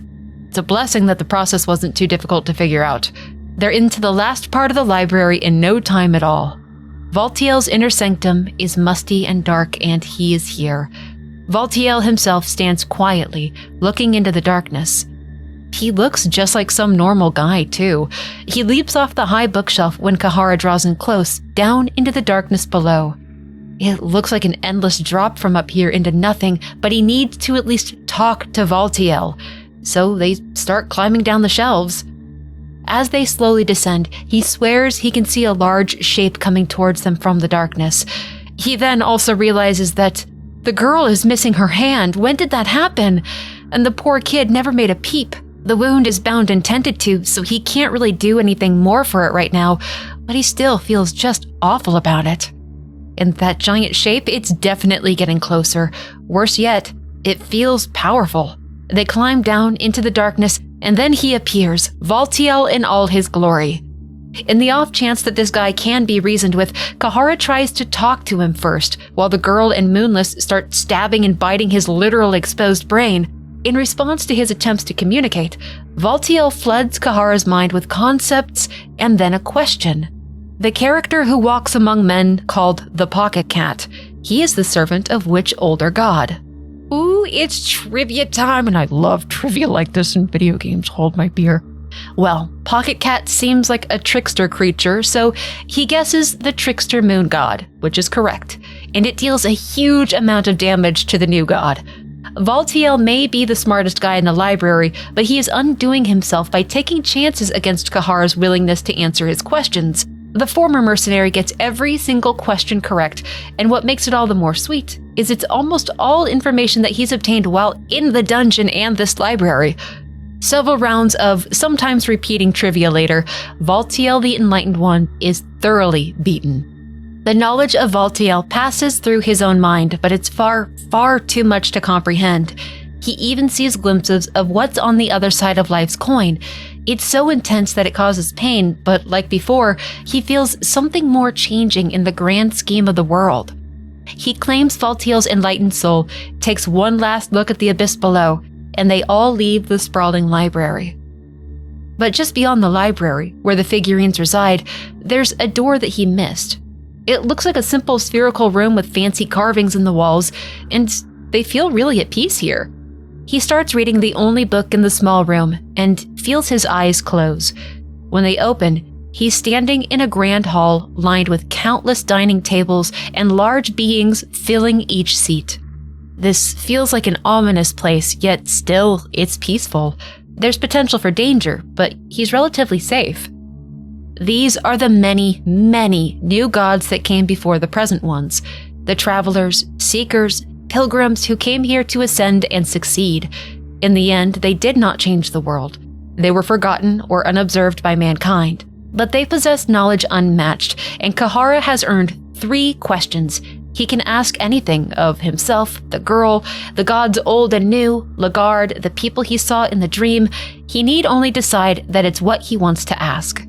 He asks about the dungeon, and is told that the dungeons of fear and hunger are almost as ancient as this very city. It is a nexus between multiple planes of existence. What a terrible place for the kingdom of Rondon to decide to add their own dungeons to. Cahara can't help but wonder about these planes of existence, though. Is it possible that the plane of the old gods is somewhere around here? Are there other planes of existence that he doesn't know about yet? Then he asks about the city, and he learns that the new gods took it over once the old gods were gone, but remnants of the old gods do still exist. The true old gods will not appear here, but it is possible to encounter those remnants, those traces, which would be far more lethal than anything encountered so far. Those are not confrontations he needs to have, though. Finally, Cahara asks about the old gods, but the new gods have little to say, save that they had forsaken mankind, so we must take matters into our own hands. Well, there's no sign of Francois, and they've been all over this damned city, so it's back to the temple guard, that nameless figurine. And their response to Cahara is different. They remark that he has obtained 3 of the souls, and that's all that's required to get into the temple. But first, the figurine challenges Cahara to a final trial, a fight. And Cahara obliges, as it seems to be something the figurine desperately wants. He tells them that it has been hundreds of years since anyone passed by them, hundreds of years in the darkness.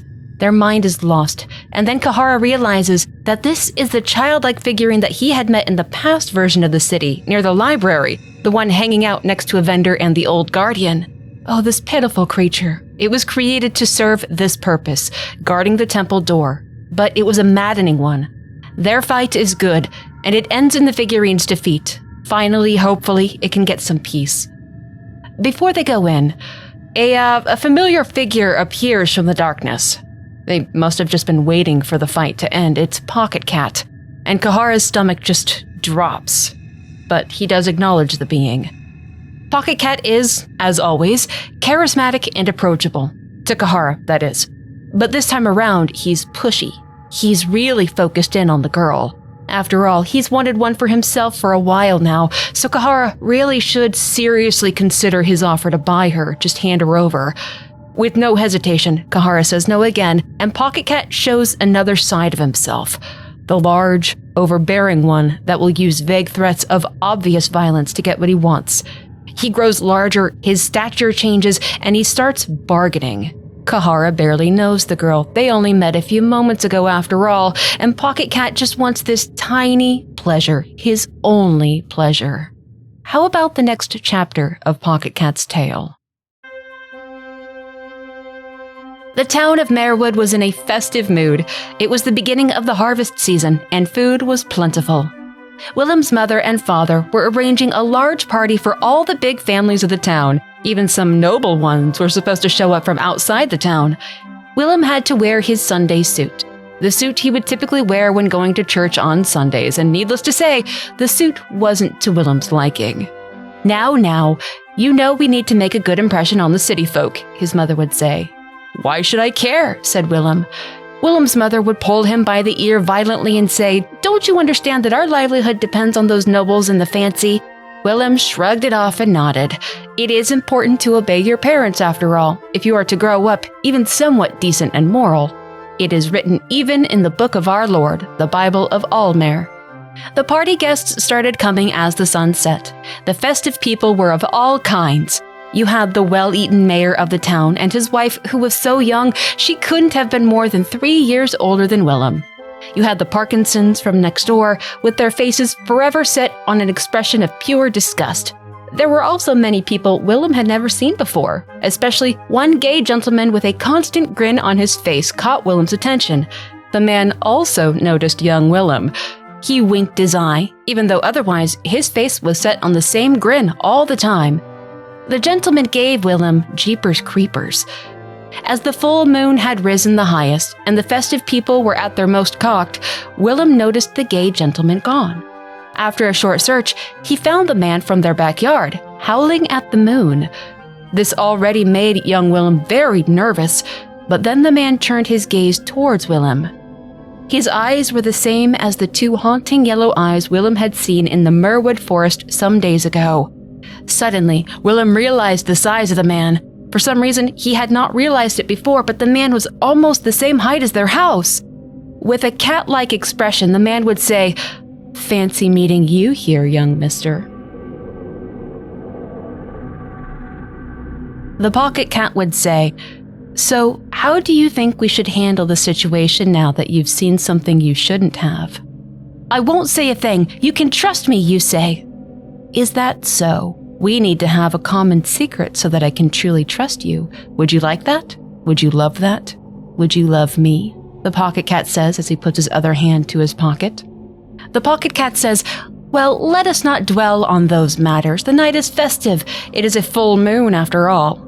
While the cat-like man stares at the moon, he also murmurs something. Oh, the old one, my lullabies go to deaf ears. Humankind pursues the same goals persistently. The cat asks you one last time, if I were to get the moon itself to you, would you give up on your quest and lay with me here for tonight? You say, no, I'm afraid I can't do that. You really are here to torment my heart and souls, aren't you? The Pocketcat says with a sad expression on his face.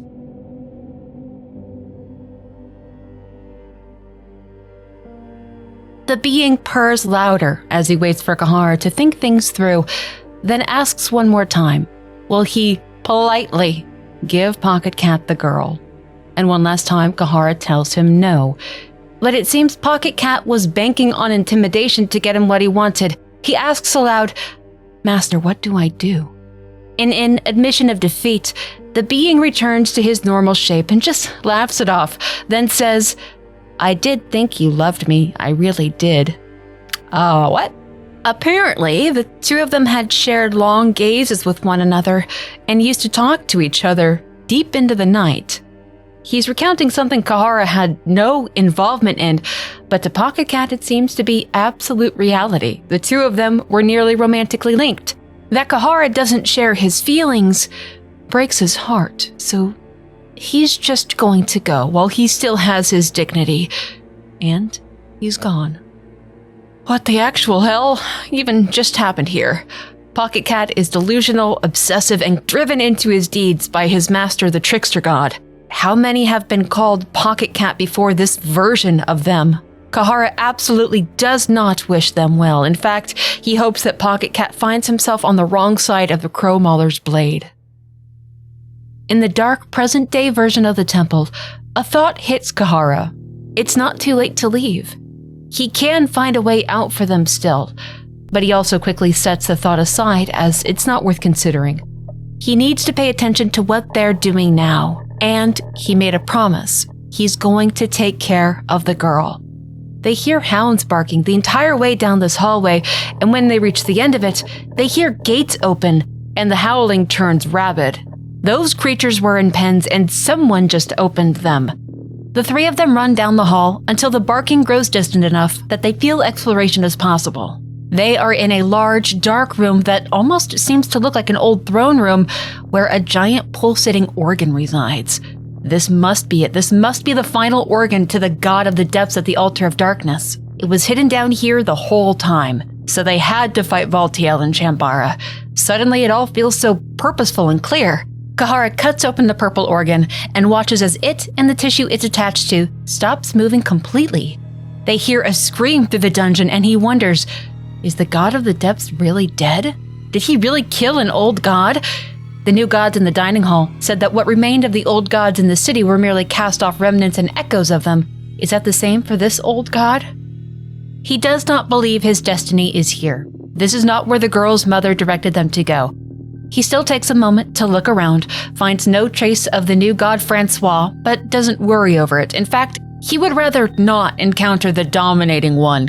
God knows what that entails, how a person obtains that particular title. So Cahara whisks the girl and the dog away from the temple and out of the city, back the way they came, returning to the dungeon. That cave dweller village was on the 6th level, just a few floors up. The claustrophobic halls and suffocating darkness almost feel comforting after getting through Mahab. At least those are familiar. He knows the rules here and he knows what to expect. The village is still intact, just as they left things. They're not bothered or impeded as they run back to the altar of darkness, and Cahara wonders if their work through the dungeon has left it in the safest and most traversable state that it's been in, at least in recent history. They sure have taken out a lot of creatures here. Wonder what this place was like before Legard and the cube were brought here. At the altar of darkness, as he suspected, the god of the depths lies dead, or he thinks it's dead. He's assigning a very human condition to it, he realizes. Maybe it's just in the middle of a groan. Its mouth is wide open, leading down into the body of the creature. Nilvin did say, Heart of the Darkness.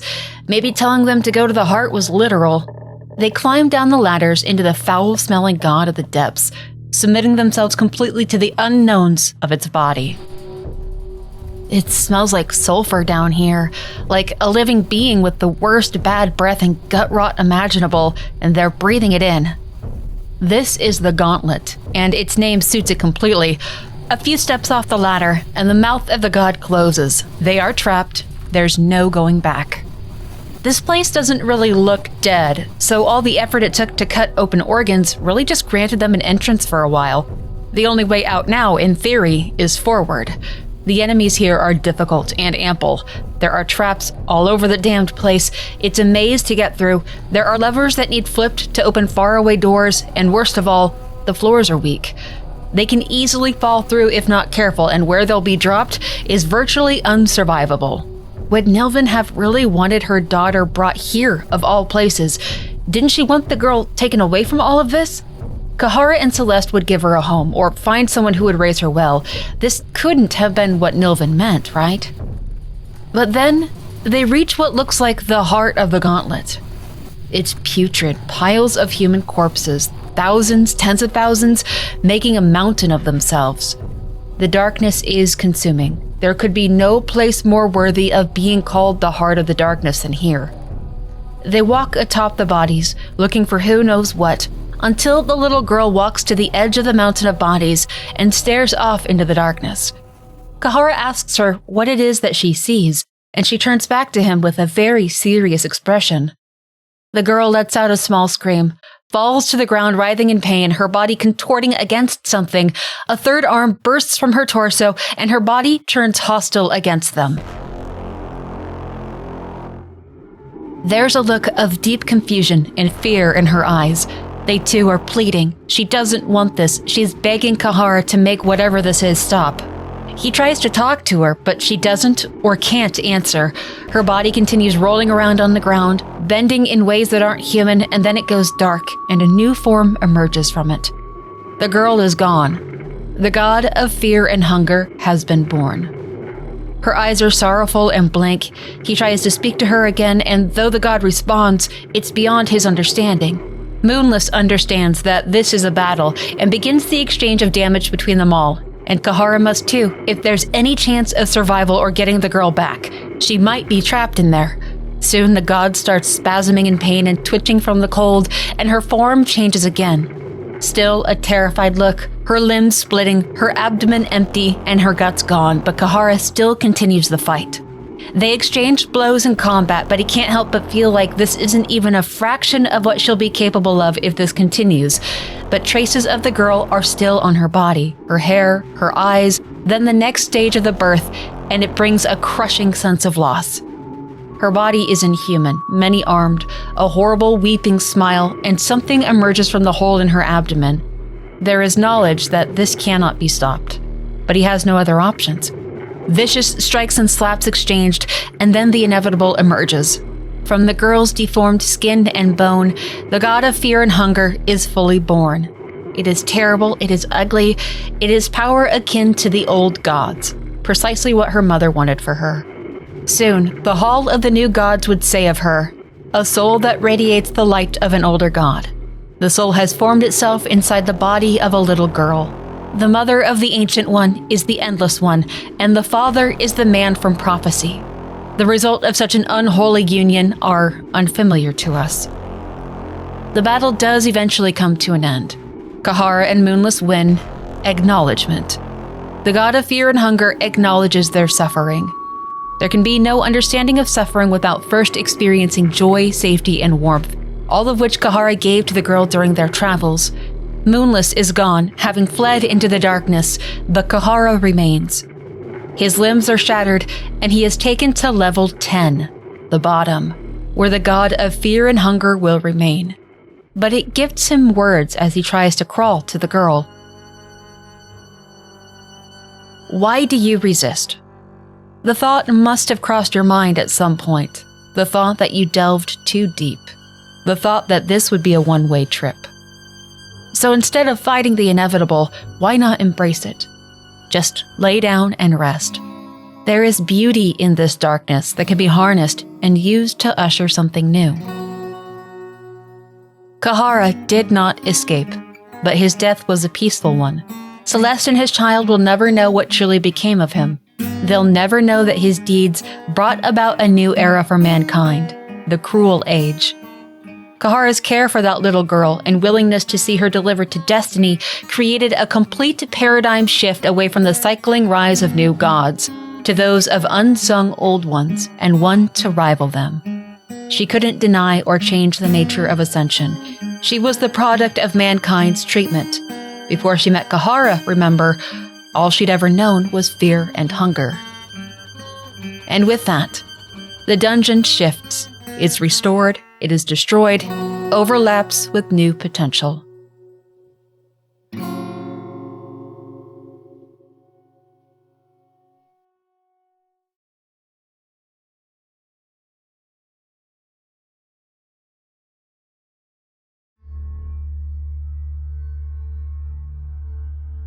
The large red-haired man from Oldegard named Ragnvaldr was born with the soul of the tormented, destined to struggle. But his upbringing was a good one. His father taught him how to use an axe and shield. He grew to be stronger and more iron-willed than others. When he was older and when times were hard, he joined his fellow Northmen when they sailed west to search for food and wealth for their people. He engaged in cannibalism to stay alive, to stay strong, when the weakest of them began to die on the seas. When they reached land, it was a place rational, civilized people did not belong, nor had they ever touched. Vinland, the Dark Continent. Ragnvaldr came to understand just how tainted those lands were by ancient deities and unknown gods in his time there. The memories scarred him. But still, they sought food and fortune for themselves and their people. They had no other options other than to sail home and probably die on open waters. Ragnvaldr kept his sanity intact during their search while many others lost their minds. They found a most peculiar treasure there. A cube, clearly ancient, but it made Ragnvaldr uneasy. He knew that bringing this particular treasure back was a mistake and that ill omens would follow. Some seasons later, when Ragnvaldr was out hunting, the Knights of the Midnight Sun invaded his village, killed everyone he knew and loved, and took the cube relic with them. They'd massacred so many just for that damned artifact. The leader of the invading army was described as a fair-haired man with the beauty of a maiden. Ragnvaldr immediately packed what little he had left and he gave chase. He would kill the leader of these mercenary scumbags and take back his village's relic. When Ragnvaldr reached the kingdom of Rondon, he learned the fair-haired man's little army had been mostly wiped out by whoever ruled these lands. He had been taken to what seemed to him a vile, evil place, the dungeons called Fear and Hunger.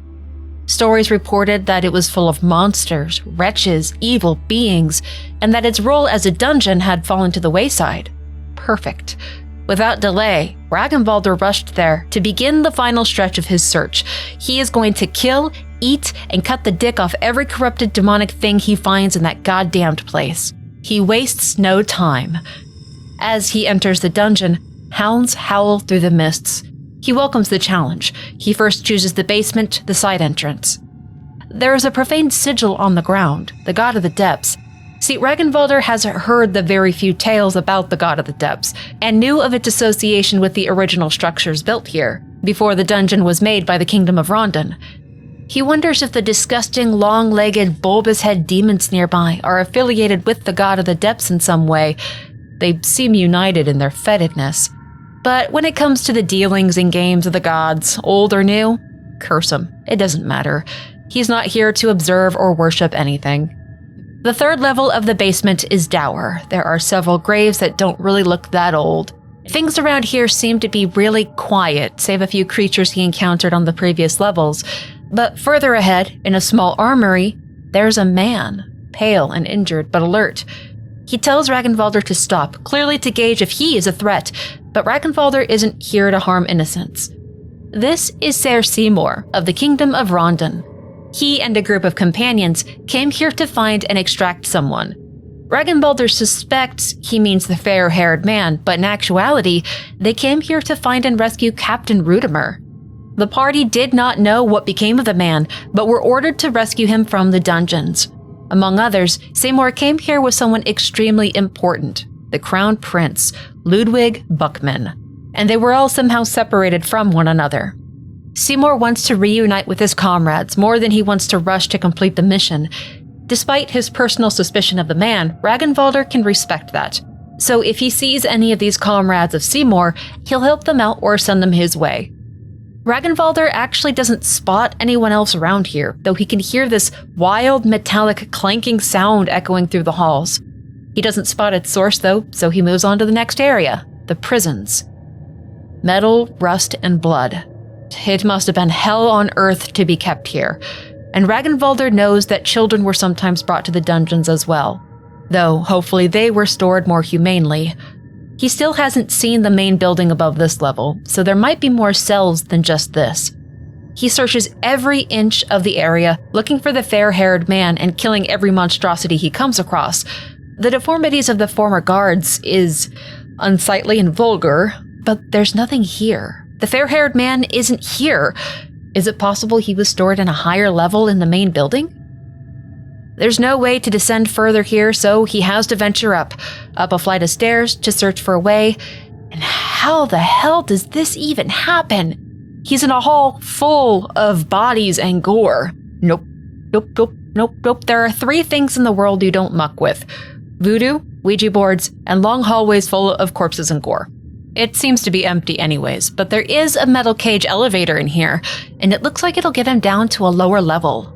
But he wants to see what's on the top floors before delving deeper. He emerges into a torture room. There's a table covered in fresh blood. No one is here, but he hears footsteps down the hall. Someone's walking towards the room.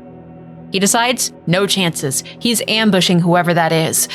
What emerges from the darkness is a wretch of a man. This is Terorder.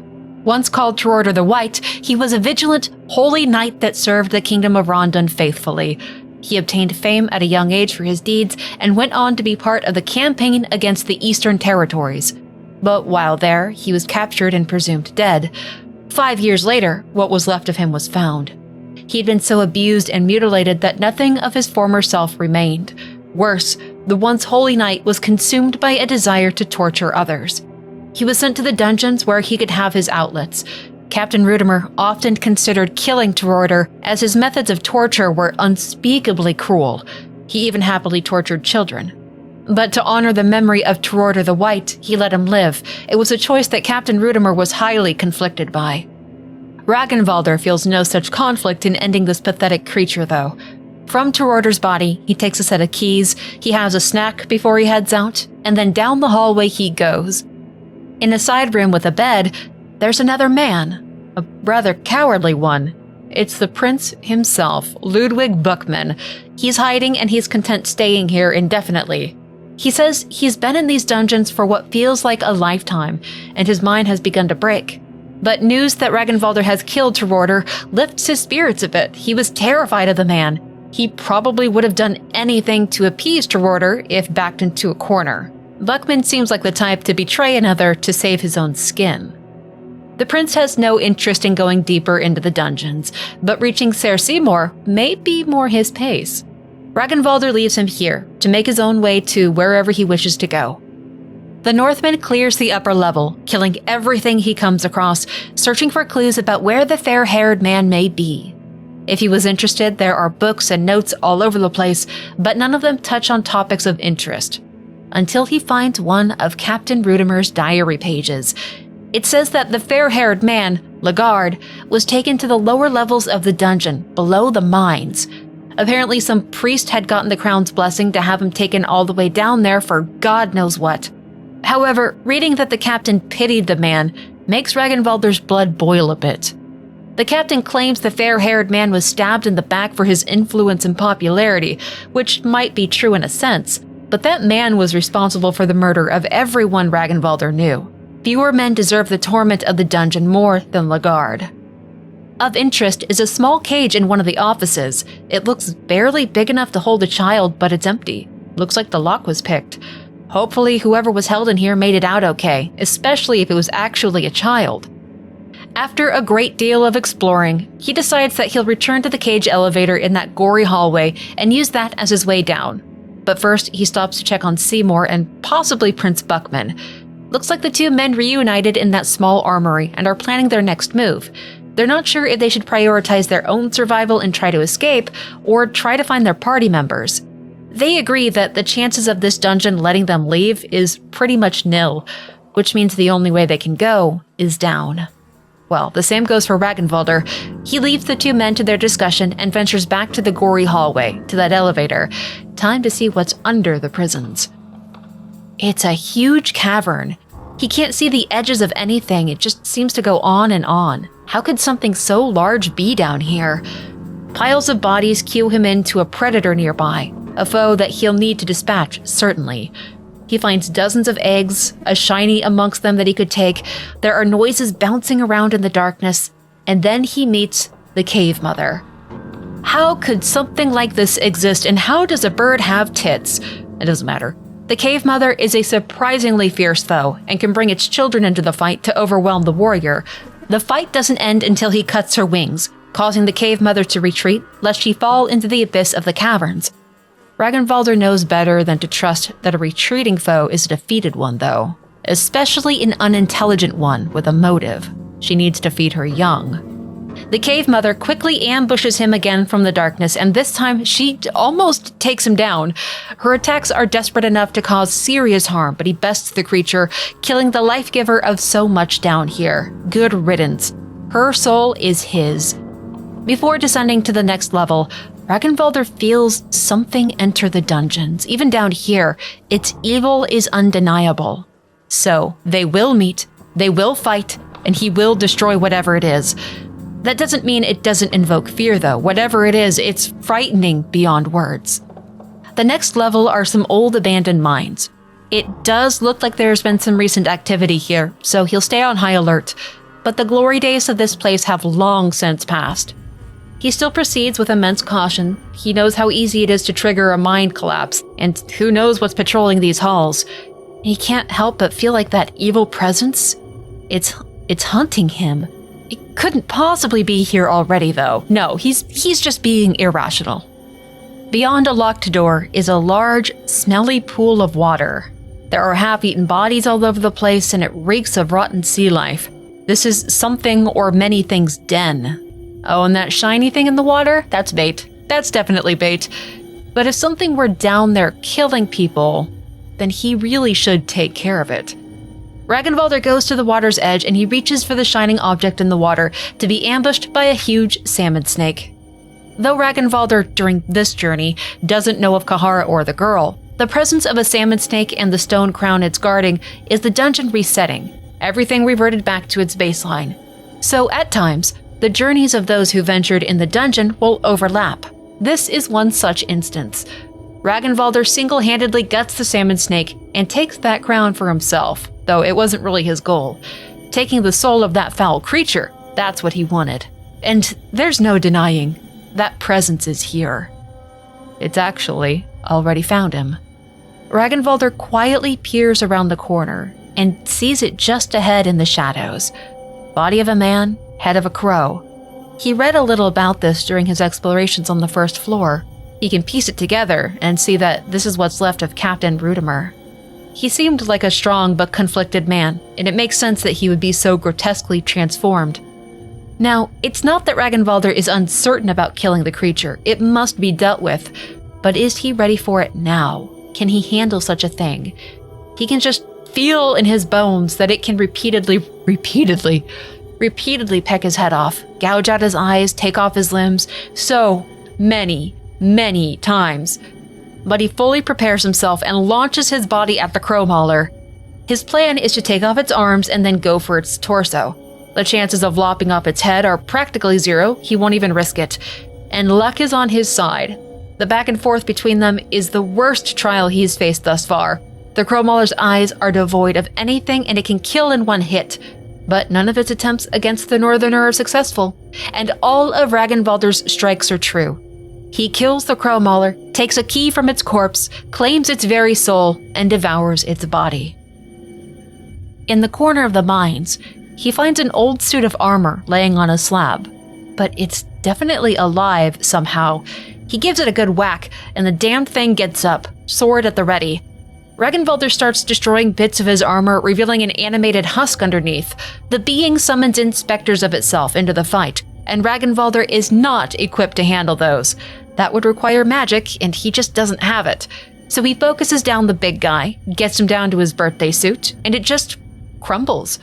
There's nothing special about the armor itself, and he can't do anything with the slab it was on. So what was the point of that? There's a certain frustration to the apparent pointlessness or violence of some of the things here. While he's huffing about being moody, Ragnvaldr chances across a stone door frame with designs on it exactly like the one leading to the suit of armor. And there's a dainty, long-haired man in the room. He greets Ragnvaldr with a strange easiness, a very laissez-faire attitude. Seems the suit of armor was his guardian, and its specters roam the halls around his little hideout. This strange person is named Nosramus, and Ragnvaldr has no idea who he is. How odd that a man lives here, wants to live here. When Ragnvaldr mentions that he's looking for someone, Nosramus tells him that he knows who he's talking about. He doesn't meddle with the affairs of the dungeon, but he believes the man Ragnvaldr seeks is only a few floors down from this one. Wonderful. But he also believes the man's time is running out, and that Ragnvaldr needs to hurry down there. He might even be too late already. Nosramus tells him that he's been here for what feels like an eternity, studying something that's been hundreds of years in progress. He has spent his life studying a huge variety of topics, but right now, he's researching nature and the heartbeat of the Earth. He believes an extinction event is approaching due to nature being lost. There is no purer place to study the primal rules of nature than here. Nosramus is delightful and completely out of place, a true enigma to one like Ragnvaldr. But he likes the guy. So when he asks for some peace to work, Ragnvaldr gladly gives it to him. May the skinny white-haired man be happy and fulfilled doing, whatever it is he does. Ah, 2 yellow mages, worshippers of Grogaroth. Killing them gives a special sort of satisfaction. They were normal humans who chose their own path, who attacked from afar to sever limbs of foes. Cowards, all of them. And worse yet, the yapping. Yap, if he gives them the chance. Grogaroth this, Nashara that, great strength, training, new gods, blah blah blah. There's something particularly satisfying about removing their limbs though, because they can't do anything. They just blab on and on, with stumps. But quite soon, he comes to a village it looks like. It's primitive, quiet, but well provisioned from the looks of things. The inhabitants are odd blue people that don't speak, but they do take note of the stone crown and they treat him like royalty. If it's enough to stave off trouble, then he'll wear the stupid thing. Besides, though these beings are clearly responsible for human sacrifices, Ragnvaldr doesn't feel that they're necessarily evil. Dwelling this deep into the dungeon would probably be done by looters, fanatics, or maybe loose prisoners who tread into their territory, and there were clear markings all throughout the mines that this was hostile territory to outsiders, so he doesn't hold it against them that they were dealing with trespassers. He wonders what they're sacrificing humans to, though. The cave dwellers don't speak to him, don't bother him, let him take supplies as he desires, though he's not foolish enough to think that he's safe here by any means. It's just a nice break from the carnage of the upper levels. Beyond a chasm on the far, well-protected side of the village, Ragnvaldr comes face to face with something he knows is beyond himself and the one honored with human sacrifices. It takes some time to realize it, but he's looking at the god of the depths, a remaining old god who controls this dungeon, who comprises it, who seems to be slumbering. This being stretches deep into the earth. This mouth is only a part of the story, but it is physically present nevertheless. Ragnvaldr sees the old gods as neither good nor evil, but they're not to be tested. In a nearby small hut, upon an altar, is an item the fair-haired man stole from his people. The reason they were all killed. The artifact brought back from their voyage to Vinland, the Dark Continent. That cube. He quickly removes it from its resting place, feeling its weight in his hands. The cave dwellers make no move against him, so he takes it with him. He doesn't understand why it's in such a place of honor here, but in his mind, it doesn't belong there. It belongs with him, its rightful owner. Ragnvaldr makes his way out of the village through the huts, taking a few more supplies before leaving this place behind. He spots a gore-covered hole on a wooden platform, and he tosses a rock down to test how deep it is. And there is something pretty close underneath this platform.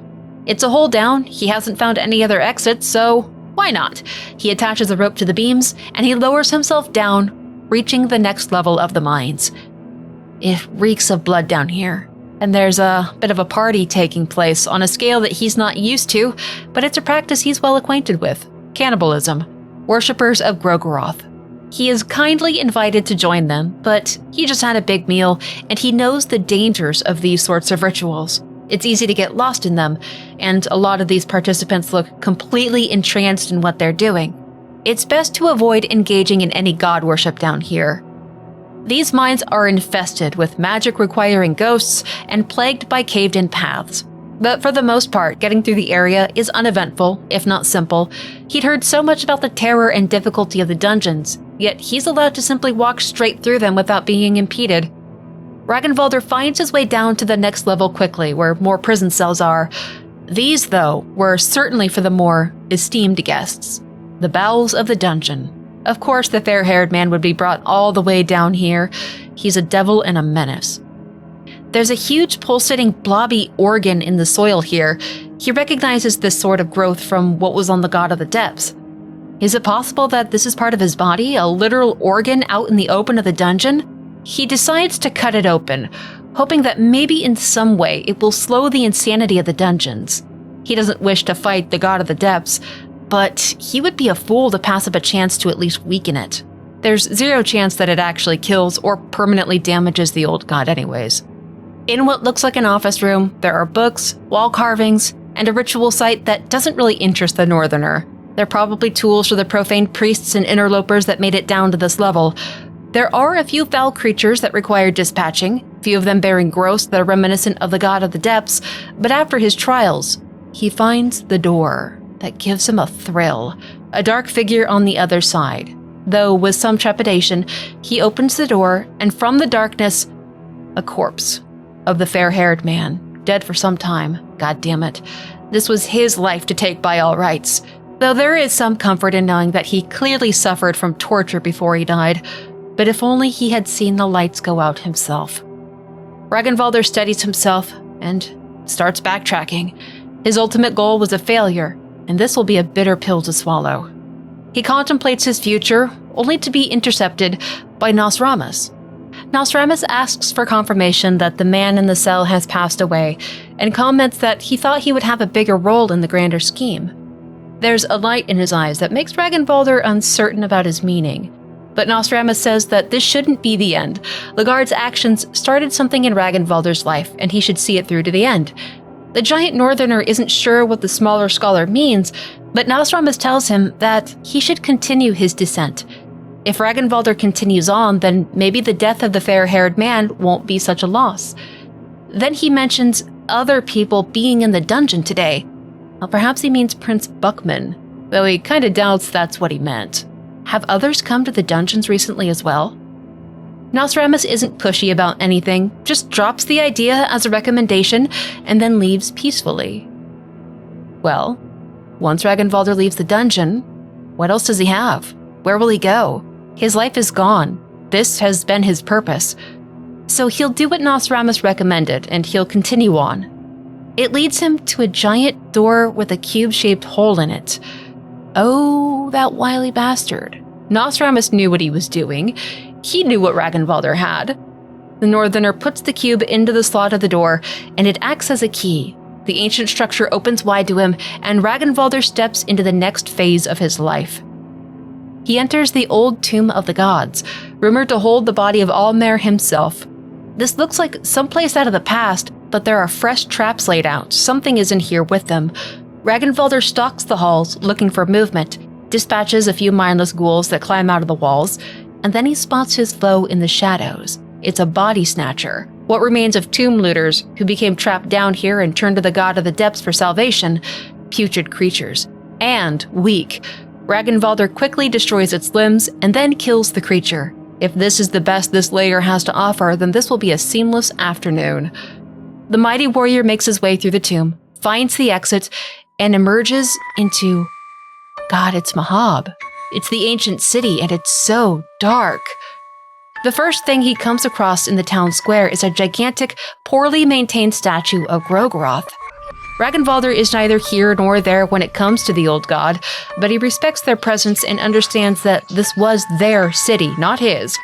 Mankind's suffering isn't the doing of the old gods. It's the consequence of choice.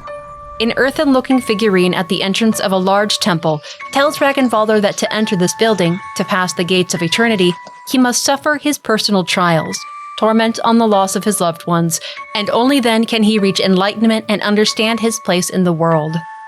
That's as close to a goal as he could ask right now. A purpose, enlightenment? It won't relieve his pain, but it might make sense of it. He can live with that. Part of what cut so deep was the senselessness of Lagard's invasion of his home. Figuring out what this figurine means might be the path that he needs to follow. So, Ragnvaldr will suffer whatever the city has to offer. He discovers the cube can change what point in time the city exists, and that actions in one can impact the other. He first heads towards the downtown area in the gloomy present and finds a massive creature pulling along an unconscious woman by her leg. He immediately interrupts what's taking place and fights the rancid beast, a lord of flies. It hits hard with bare hands, but Ragnvaldr uses some choice high-power explosives against it, so it's not a long fight. A drawn-out conflict with something like that is just too volatile to risk. The woman it was dragging is out cold and has been beaten badly. Parts of her are missing, but she still has life in her, and after a few minutes, she's able to talk to Ragnvaldr. He calmly introduces himself, and she responds in kind. Her name is Jeanne. She's a knight from Rondon. She is one of Ser Seymour and Prince Buckman's party members. She tells him that the party was in trouble from the start, all the way back at the very first floor of the dungeon. They were separated, and she made it down here with a knight named Cyril, the brother of Captain Rudimer, the Crow Mauler. She and Cyril fought their way down to the catacombs, where Lagard's body now rests, but they were separated after encountering the Crow Mauler himself. She was eventually found by this Lord of Flies and dragged down here. She asks Ragnvaldr for something that seems impossible. She asks him to help her get back to the upper levels. He's found and unlocked several shortcuts, and by this point, he knows the route well, but it'll be a long detour from his current mission, and it's potentially extremely dangerous. Who knows how many devils he missed on his first pass through. But he will not abandon this brave woman here. Ragnvaldr agrees to help her back to the upper floors of the dungeon. Together, slowly, they make the journey back to the basement, where he first encountered Ser Seymour, but the other two were gone now. They must have already started their own descent into the dungeon. Oh, what a mess. Jeanne is grateful for his help, though, and gifts him a few elixirs as a thanks. She's going to stay here for a bit to wait for them. Ragnvaldr doesn't know what will become of brave Jeanne, but he wishes her the best of luck. There's a moving, hulking set of golden armor with huge cauldron-sized lanterns for arms. This must have once been a large man who was changed by the dungeon in time. It stomps through the halls, patrolling for victims. Oh, this was the source of the metallic clanking that he heard before. The two just happened to not cross paths at the time. So Ragnvaldr decides that this Iron Shakespeare will be his next great foe. It is very quickly made clear that if Ragnvaldr doesn't deal with the Iron Shakespeare's giant lantern arms, he's gonna have a bad time. It's an encounter that is the hardest at the start and eases up once the being's arms are removed. The Iron Shakespeare and the Northerner have one hell of a rumble in the cramped halls of the basement, but eventually it is Ragnvaldr who proves to be the superior combatant. He claims its soul for himself and takes a key from its hollow body. Then he begins his descent back into the dungeon. This time, he takes a slightly different route, though. Ragnvaldr goes to the northern courtyard of the first level to take a good look around. It's an area he completely missed before. Beside a large statue to Almer is a pathetic-looking creature who asks to be left alone. It's trying to turn into a butterfly. What an odd creature, but Ragnvaldr doesn't feel like it's an evil presence or a threat in any way, so he leaves the wannabe butterfly alone. It looks like the sort of being that associates itself with the god of the depths, but if he's waiting for the old one to help him out in turning into something beautiful, he's gonna be there for a long time. Ragnvaldr begins following the trail that Cahara and the girl once walked, down through the thicket. He finds another of the old god of the depths organs and cuts it open in hopes that maybe it'll calm the madness of the dungeon for a bit, though he has no idea if it's actually working. This route feels so much darker and devious than the prison and mine paths he took, and it's impossible to backtrack past certain points. He has to drop down levels without the aid of a rope, and it's easy to hurt oneself doing that. It ultimately leads down to the 7th level, the catacombs, where the fair-haired man was held before his death. And oh Christ, it's Seymour and Buckman. They've been fused together, and Ragnvaldr knows why. They tried to perform a ritual to Sylvian, called the Marriage of Flesh, to fuse their bodies together to become powerful, but this form is a consequence of failing the ritual or doing it without Sylvian's favor. There's no saving them from this. They will eventually die together here. This is a consequence of delving too deep. Ragnvaldr returns to Mahab alone, uncertain of what exactly he's looking for, but certain that his destiny lies here. To the east in the downtown area, he finds a set of ancient doors that are locked shut. There is a keyhole, so there must be a key for it someplace around here, right? Up in a high tower, he finds a small sanctuary, a room with a bed that feels truly safe, and he's quite tired from all of this. Ragnvaldr rests, falls into a deep slumber, and in his dreams is taken to the kingdom of Rondon. Just as Cahara before him, Ragnvaldr searches the city and finds pieces of other people's pasts. A young man and his pregnant partner in a brothel talking about escaping their current lives. The young man would take a job offered by the city that was dangerous, but he wanted to save this woman from a life of prostitution and provide their child with a good future. Then, a thin, pale man who wished to publicly sacrifice himself on a religious statue. He could find no fulfillment in life and hoped to find answers on the other side. What a desperate and final decision to make. But something happened to him at the last moment that made him change his mind. It certainly wasn't cowardice, but a revelation and new purpose. Hopefully he went on to find the fulfillment he so desperately wanted. Then beyond the city, he's home, back in Oldegard. And he remembers this day perfectly. He sees himself standing behind his old friend Olv as he slowly died. This was the day his home was raided, his friends and family killed, all because of the fair-haired man and his Knights of the Midnight Sun. Olv used every bit of strength he had left to tell Ragnvaldr what exactly had taken place while he was away hunting. After Olv passed, he ran back to his home to check on his family only to find that they too had been mercilessly cut down. Unforgivable. It was all unforgivable. And now inside that old house is a skin granny. He knows the tale of the skin granny, and her presence here in this dream, it cuts deeply. It's a story told to them in their youth, as a cautionary tale should they want to abandon their homes or family. The darkness she brings creeps from the corners of their home, slowly eating their loved ones. He would have never abandoned his home or family, but does her presence mean something deeper lies in his heart? That his absence that day is why they died, or that he secretly wished to be free from that life anyways, or is this some cruel trick to hurt him? Regardless, he puts those thoughts to the side and kills the skin granny plaguing this dream, which earns him Legard. He sits on a cliffside with the woman, talking about some prophecy and his desire to use it to garner more power. He speaks of uniting the lands, and Ragnvaldr knows that he intends to use the blood of the Northerners to do it. The woman does express doubts and questions why he would do such a thing, as it will tarnish his reputation. But the fair-haired man proves himself to be far more cunning than Ragnvaldr thought. He would command the slaughter, get the cube, and knew that it would get him thrown into the dungeons if he made himself catchable. He wanted to be taken there, to be tortured, but why? He's seen the dead man's body. What was the point?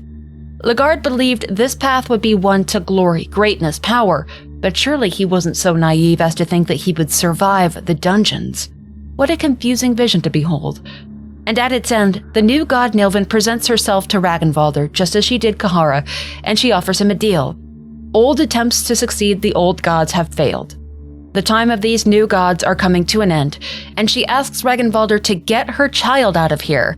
He doesn't see any children around here, though Nilvin's belly is swollen. His belly does that too after a big meal, so it's not saying much. But when he agrees, she doesn't present him with any child. She gives him her endless soul and asks him to take her to the heart of the darkness. With that, the dream concludes. So this endless soul to the heart of the darkness, huh? He would have thought that Mahab was the heart of the darkest place on earth, but apparently there's at least one more layer to this. When he emerges from the tower, he's in the past version of the city. Brightly lit and cold to the core. This is a wretched place. And as he walks, he remembers the words of that figurine standing guard over the temple entrance. To pass the gates of eternity, He must suffer his personal trials, torment on the loss of his loved ones, and only then can he reach enlightenment and understand his place in the world. And he knows the new gods well enough. Eternity, torment, enlightenment, Nilvan, Chambara, and Valtiel. He found one, well, now to find the other two. Surely that's what the figurine meant. Ragnvaldr has collected such a variety of powerful souls during his journey, not knowing entirely why he was doing it other than rage, violence, and vengeance, but maybe there's more to his fate than just mindless killing and hatred. Ragnvaldr walks the same path as the two who came before. He meets the Guardian figurine before the Grand Library of Mahab and learns that the king of the city has long since left it and has not fulfilled his promise to return. The warrior guardian waits eternally for him. It's his entire reason for existing, and Ragnvaldr can't help but feel pity for the thing. The future of Mahab is darkness. No king ever returns. How maddening it must be to exist in such a place. He does not recall seeing the Guardian figurine in the present version of the city, however. Should he have a chance, he will seek them out to see what became of them after hundreds of years alone in the dark. While searching for answers in the present version of the city, Ragnvaldr is accosted by another Lord of the Flies and actually gets incapacitated. The beast drags him through the streets but doesn't kill him. He is instead put into a cage, one the large northerner breaks out of quite easily. Seems Lord of the Flies aren't really intelligent beings. And once he's out, he follows the path to the Grand Library of the city, where Valtiel surely resides, and where from a ritual circle drawn in blood, he's attacked by a heinous creature, a black witch, a servant of Grogoroth. There's a high potential for things to go terribly, terribly wrong with this creature. She does not fear death, but sees it as a stepping stone on her path. He quickly lops off her arms and strikes her down before she can use her words. The world is a better place without such a being in it. He claims her soul and leaves the carcass to rot. Why did she choose here, of all places, to try ambushing him? But what better place to seek knowledge of the blood arts than the Grand Library of Mahab, he supposes. Ragnvaldr solves the statue puzzle of the Enlightened One, enters the inner sanctum of the library, and finds Valtiel, quite alive, standing atop a bookcase, which he throws himself off of. As Ragnvaldr follows him down, he senses that this isn't going to be a peaceful talk like the one he had with Nilvan. Stories of the new gods did make Valtiel sound like a bit of a bastard, and apparently they were pretty accurate. A huge head with its brain exposed emerges from the abyss and attacks. Bastard indeed. For a long while, Ragnvaldr beats the piss out of Valtiel, but the damned creature really soaks the damage up like nothing he's seen before, and he gets the impression that something really bad will happen if he lets this battle drag out. Before he completely crashes out, Ragnvaldr tries talking to Valtiel, and he unlocks the secret, answering trivia questions to inflict massive amounts of damage. Ragnvaldr bests Valtiel in their duel, sending the new god careening down into the abyss, absorbing bits of knowledge from the failing god, and taking his enlightened soul for himself. He feels that he is on the right path, that something greater than himself has changed, and he is a part of it. His intuition regarding the new gods and their souls, it must be correct. He has to find Chambara, the Tormented One, the new god that he shares the most with. That kinship makes him well aware that there is going to be violence between them. The being chained up on the walls in the back alley concerns him. He recognizes that it is a symbol of his own grudge against this place, brought into being by the dungeon. And knowing the nature of this place as well as he does, it's not going to stay up on that wall for long. But Ragnvaldr goes about his journey, finding the Tormented One Chambara. He walks the path of those who came before, finding the secret underground lab, creating a copy of himself, and sacrificing it in the Tormented One's temple. The process of tearing it apart brings out Chambara, who wordlessly approaches the Northerner and attacks. Their fight does go several rounds, but it's not right. Ragnvaldr knows that it's too simple, too lacking in fervor. He almost feels as though Chambara is toying with him and enjoying his own dismemberment. Except at the end, there is so much hatred in the new god's eyes, and he doesn't relinquish his soul to Ragnvaldr because, well, he's not defeated. The Northerner fully understands this and finishes out the sacrifice of his copy. The canals fill with its blood, and it becomes apparent that there's far too much of it to have come from a single body. A ritual is in play. Ragnvaldr goes to the main room of the temple, where a huge hole in the floor has quickly filled with blood, and then the rumbling begins. The Tormented One emerges from the sacrificial blood, quickly after summoning 3 great spiked rings rotating around him, and their true battle begins. They are savage towards one another. Ragnvaldr instinctively starts breaking apart the Wheel of Torment so he can get to Chambara's body. The new god's arms and leg stumps are fused into the metal. Ragnvaldr dismembering him played directly into this new strategy. Many times the Northerner nearly goes down and barely recovers. It feels like pure luck and the strength of his equipment that keeps him alive. Chambara eventually falls to Ragnvaldr, sinking into his blood pool, and here is a sorrowful defeat. He has lived through hundreds of years of torment, and his story will eventually die with him here when the time of these new gods finally pass, which, based on what Ragnvaldr has seen, is going to be very soon. He takes Chambara's tormented soul, knowing that it's time to see what lies within that golden temple. He must face off against that once chained-up creature before he gets back to the town square. The White Angel, it's called. Its arms split like wings, its heart beating on its chest, only one eye on its face. He first takes off its wings, but it still uses his body as a battering ram. He several times has to swing for its heart before he can finally make contact. Killing it feels like a victory over himself, overcoming his own impatient hostility and vendetta against the dungeon. Or at least beating the life out of it. That's just as satisfying in his opinion. Returning to the dark, shadowy present version of the city, Ragnvaldr speaks with the figurine guarding the temple door, and as is its responsibility, it challenges him to a fight. Their bout isn't a long or especially difficult one, but it is respectful. Ragnvaldr understands that this being is simply doing what is demanded of it, and the figurine was helpful in its own way. There's a touch of madness to it that pains his heart. He can't imagine being stuck here for possibly hundreds of years alone in the dark. But once it's defeated, he has earned the right to enter the Golden Temple of Mahab. The pillars, walls, and stone have lost their luster over the centuries, and once inside the main temple, Ragnvaldr begins to feel like maybe he has made a mistake coming here. There are hounds barking wildly somewhere in here, and evidence of the god of the depths' organic tissue on the floor. But down a hall, where the barking is originating, there's an old man in armor. It's Francois, one of the new gods, the dominating soul, if he remembers correctly, and now he seems tempered and sullen. He greets Ragnvaldr and acknowledges that if he has made it all the way here, then another cycle will soon begin. And then he says that the new gods were wrong. Nothing but puppets, and he is ready for their time to fade. He gives Ragnvaldr a key to the temple, which will get him into the building in the past version of the city, and there he will find Francois when he was younger, and more befitting his title of the Dominating One. He wants Ragnvaldr to kill his past self. He can ask Francois a few questions, but the aged new god doesn't really help. He's a bit obstinate and finds it funny to leave Ragnvaldr guessing. When the Northerner goes to explore the rest of the Golden Temple, the old sack of shit releases his warhounds to chase him through the halls. They relent and return to their cages once he's out of the main hallway, but it was still a cruel and unfunny thing to do. But in the room that Ragnvaldr finds himself in after the chase, there's another of those pulsating organs belonging to, assumedly, the god of the depths. He cuts it open, and its movement ceases completely. This must have been the last of them. He can hear a scream through the dungeon, no doubt from the god of the depths itself, though the chances of him actually killing an old god is, well, he can at least try to believe for a while that it's dead. Ragnvaldr exits the temple, goes back in time to carry out the task that he was trusted with. Using the key Francois handed over, he enters the Golden Temple in all its former glory. It's bright and shimmering, and the machinery within the temple itself is operating at full power.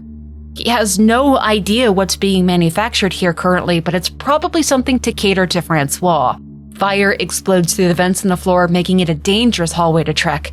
And at the end of it, in the temple interior, Francois the Dominating One sits on a golden throne meant for the king who never returned.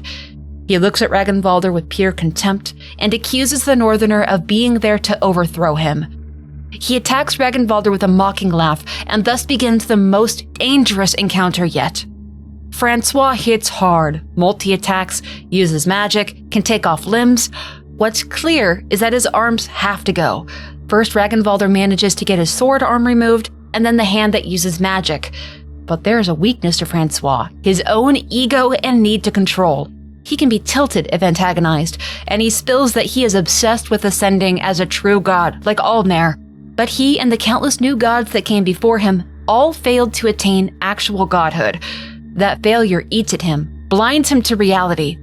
Once Ragnvaldr has dealt enough damage to the new god's body, he covers himself in gold and screams about seeing the visions of the true Mahab, and that with just another century or so, he will truly ascend.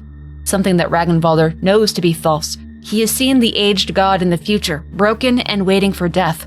Ragnvaldr kills Francois the Dominating One, and with it realizes that he would never want this. He can sit on the golden throne, enter the realm of the gods in the void, confront traces of the old gods, then himself, and ascend as a new god. But he doesn't wish to be like these new beings. Never satisfied, always scheming, trying to protect and validate themselves, never truly enlightened, tormented, full of ego and mania, regretful of their choices. He knows he could ascend to be a new god, but Ragnvaldr will not sit on this throne and join their ranks.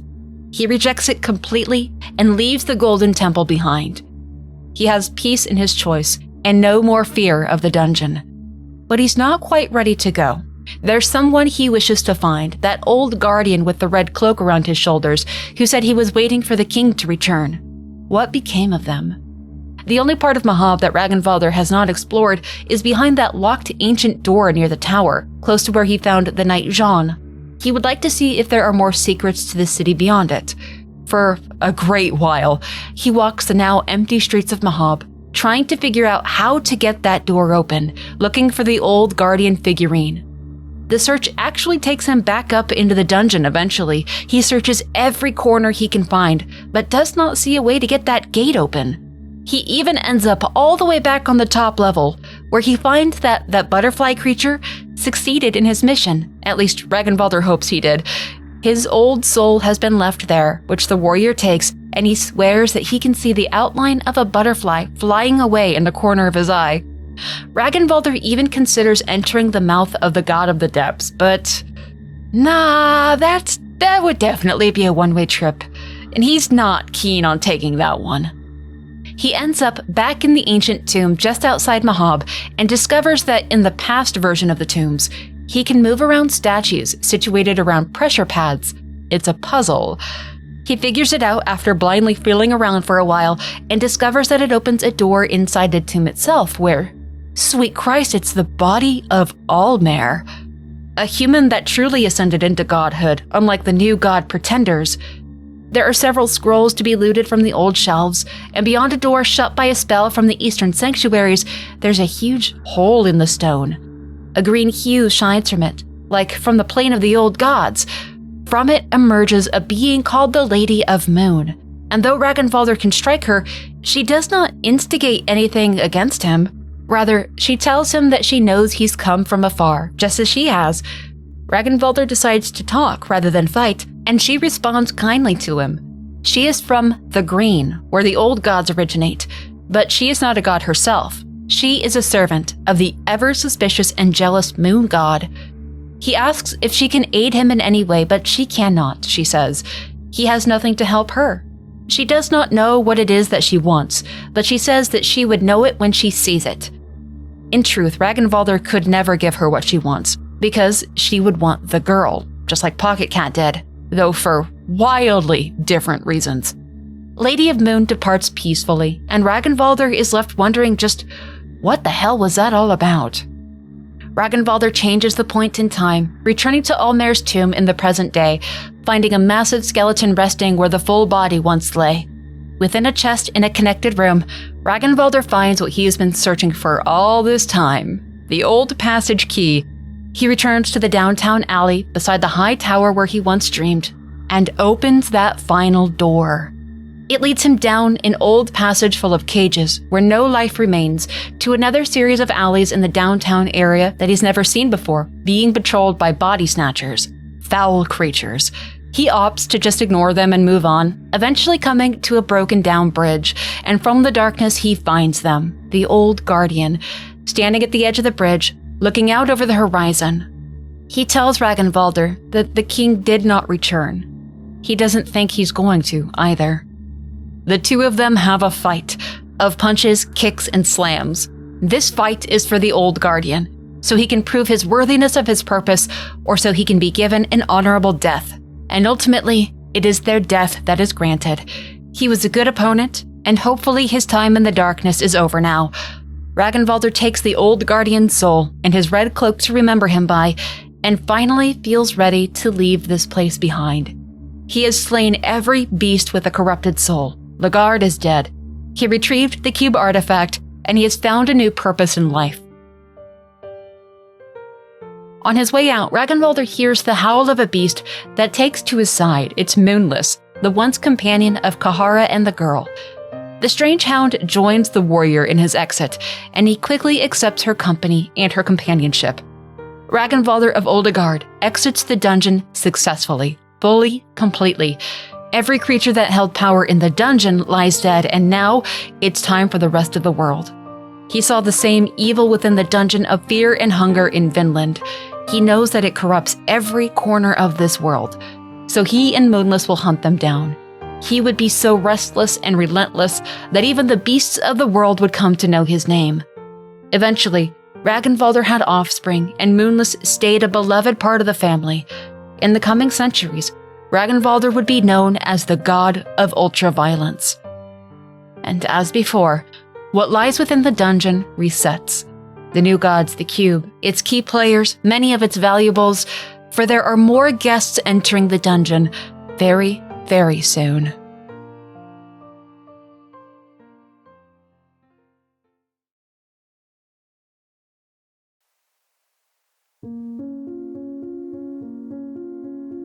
Now we learn that the mightiest deeds can be performed by the most unexpected of people. Gaunt, paper-thin, and weak-looking, it was Enki's time to enter the dungeon. He was born with the soul of the enlightened. Because of this, he was always searching for knowledge and secrets, no matter how dark or macabre. When they were very young, he and his twin sister were chosen for training to become dark priests. In time, as part of their testing, the two of them were given ritual daggers and told to kill each other. Enki's sister easily overpowered him, as he was frail compared to her. But she showed him mercy and withdrew her blade, and as she walked away, Enki mercilessly drove his dagger into her spine, claiming victory in their duel and proving himself worthy of becoming a dark priest. As part of his ascension ceremony, he used necromancy to turn her into a ghoul. He proved himself worthy of leaving the temple grounds to pursue his own dark pilgrimage. He decided to dedicate his studies to Grogoroth, as he had little interest in the enigma that was Allmare, the seductive dangers of Sylvian, or the putrid nature of the god of the depths. He wanted raw power, as he knew with that, very little would be off-limits to him in the world. Enki became one of the premier scholars of the age, and was granted access to the great libraries in Rondon as a result.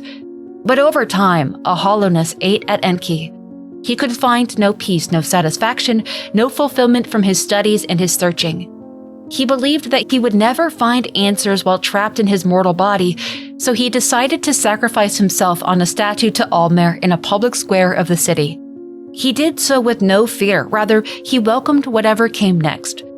But before he was killed, a vision came to him from an unknown god. It was a vision of a prophecy, and he knew that it was guidance towards his next step in life. He was brought down from the statue, and he returned to the libraries. There, he learned of a prophecy about a man whose beauty would rival the gods, who would unite the lands and begin a new era for mankind. But this rubbed Enki the wrong way. It was his intention to be the greatest scholar of the time, the one who would alter the course of the world, not this weak man who needed to bend his fate to prophecy to achieve his goals. Enki was having none of it. He learned that the man in the prophecy was believed to be Lagard, the captain of the Knights of the Midnight Sun, and he was imprisoned in the dungeon built over the ancient city of Mahab. Seems that Lagard got himself into trouble, carrying out the massacre of an entire village to the north to obtain a relic that they had brought back from Vinland, the Dark Continent. Interesting. He readied himself with his strongest spells, and he quickly departed for the dungeons of fear and hunger. He's not sure what he was expecting, but it certainly wasn't a massive, mutilated guard with a 2-foot dick. There had been rumors swirling about madness taking over these halls over the past months, and it seems they were true. Which isn't an issue. Enki just needs a few corpses to reanimate to help him along, and he'll burn the rest of the rabble that bothers him. Enki is arguably the most powerful human to enter the dungeons since the beginning of this story. He just really doesn't seem like it. Sure, his body is weak, but the man is a glass cannon of potential if used properly and cleverly. He kills the guard, kills the hounds that track him into the main building of the dungeon, and he starts raiding the library. The Dark Priest picks up a few handy and vital destructive spells, finds a hexen table to further empower himself, and he takes all the gear and supplies he can find. At the base of a statue to the 4 new gods, "Save us" is written in blood. Not many knew, but there was a 5th among them. He doesn't know who they were or what became of them, as they were never again mentioned after the ascension of that old fellowship into new gods. It is an interesting mystery that he would love to solve. It's said that there's no place on Earth more in line with the primal powers of the old gods than the levels beneath this main dungeon. He has so many questions about a variety of topics, so he'll search for answers as he goes. Quite soon, he finds exactly what he needs, an insane prisoner who is barely alive. Enki gives them a proper death and then uses necromancy to raise them again as his own servant. He'll call him Biscuit. Perfect name for a new pet. Enki and Biscuit, best friends forever. The courtyard of this level is concerning, even for him. It's lined in men hanged from poles. Some truly devious things took place here over an extended period of time. And for a moment, he does think that it's not too late to turn around and leave.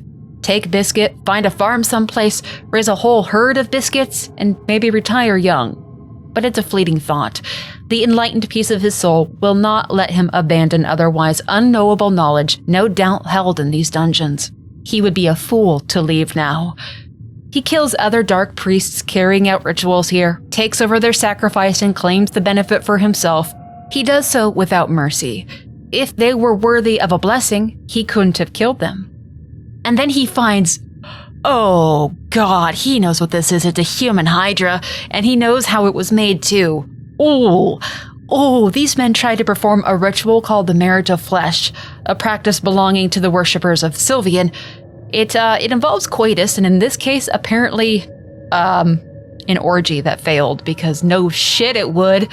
That sort of thing should only be done by those well prepared for it, and he highly doubts that all these men were well versed in the ritual. God, did they pair off for sex or just all go at it in a group? You know what? That doesn't need answered. The human hydra is a miserable looking creature that just will not stop yelling and chattering, so he ignores them. He could put the thing out of its misery, but it should live with the consequences of its choices for a while. It's the only way a creature like them really learns. Don't have all male orgies trying to perform old god rituals unless you're really sure that you know what you're doing. Enki learns the tale of Trotter the White, and then Captain Rudermer and his transformation over time. There's no doubt in his mind about it. A single death could not kill such a creature, especially if an old god is responsible for their transformation. They do like their little toys, and Captain Rudermer sounds like a very special being. What, oh what, did the good captain turn into, he wonders. For the most part, this area seems pretty quiet. While walking around the torture chamber, the stone beneath his feet cracks, and he fails to move in time. The two of them fall a couple of levels down into the main prisons, and it's far quieter down here than it should be.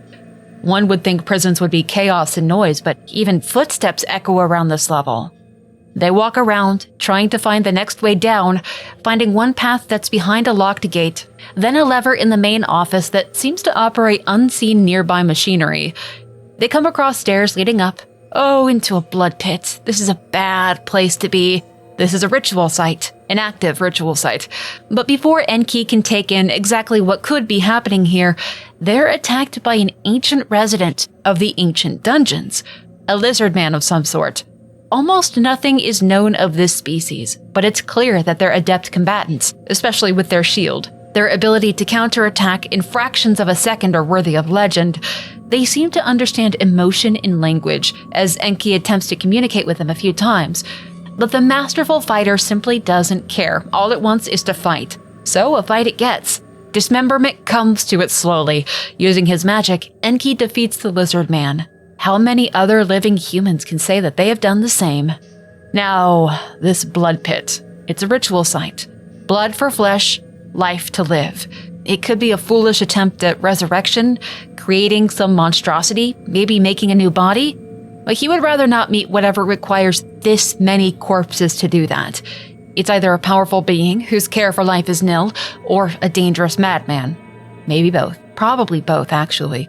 There's an unlocked and activated elevator here, though. Enki and Biscuit descend further, finding themselves in the cavern. But much like the prisons, it's so very quiet and empty, save a few little cave gnomes flying around. He's starting to wonder if perhaps there was another party that came through here and cleaned things up a bit for him. It's not that he would shy away from a fight, but he appreciates how simple things have been the last few levels. The two move on quickly to the next layer, the mines, and just around the first bend in the mine tracks, there's a person. They're in complete darkness, kneeling over something, and oh, how odd, how very odd. Out of curiosity, Enki steps out to speak to the person, and immediately it's clear that there's something fateful about them. Their features are so soft and well kept that he can't really tell if they're a man or a woman at first, but they fearlessly introduce themselves as Nosramus, an alchemist that calls this dungeon home. He gives an aura of something ancient, and Enki can't help but politely greet them back. But Nosramus says that he left a kettle on and that he needs to go, preventing them from conversing properly. Enki would very much like to talk to that man again.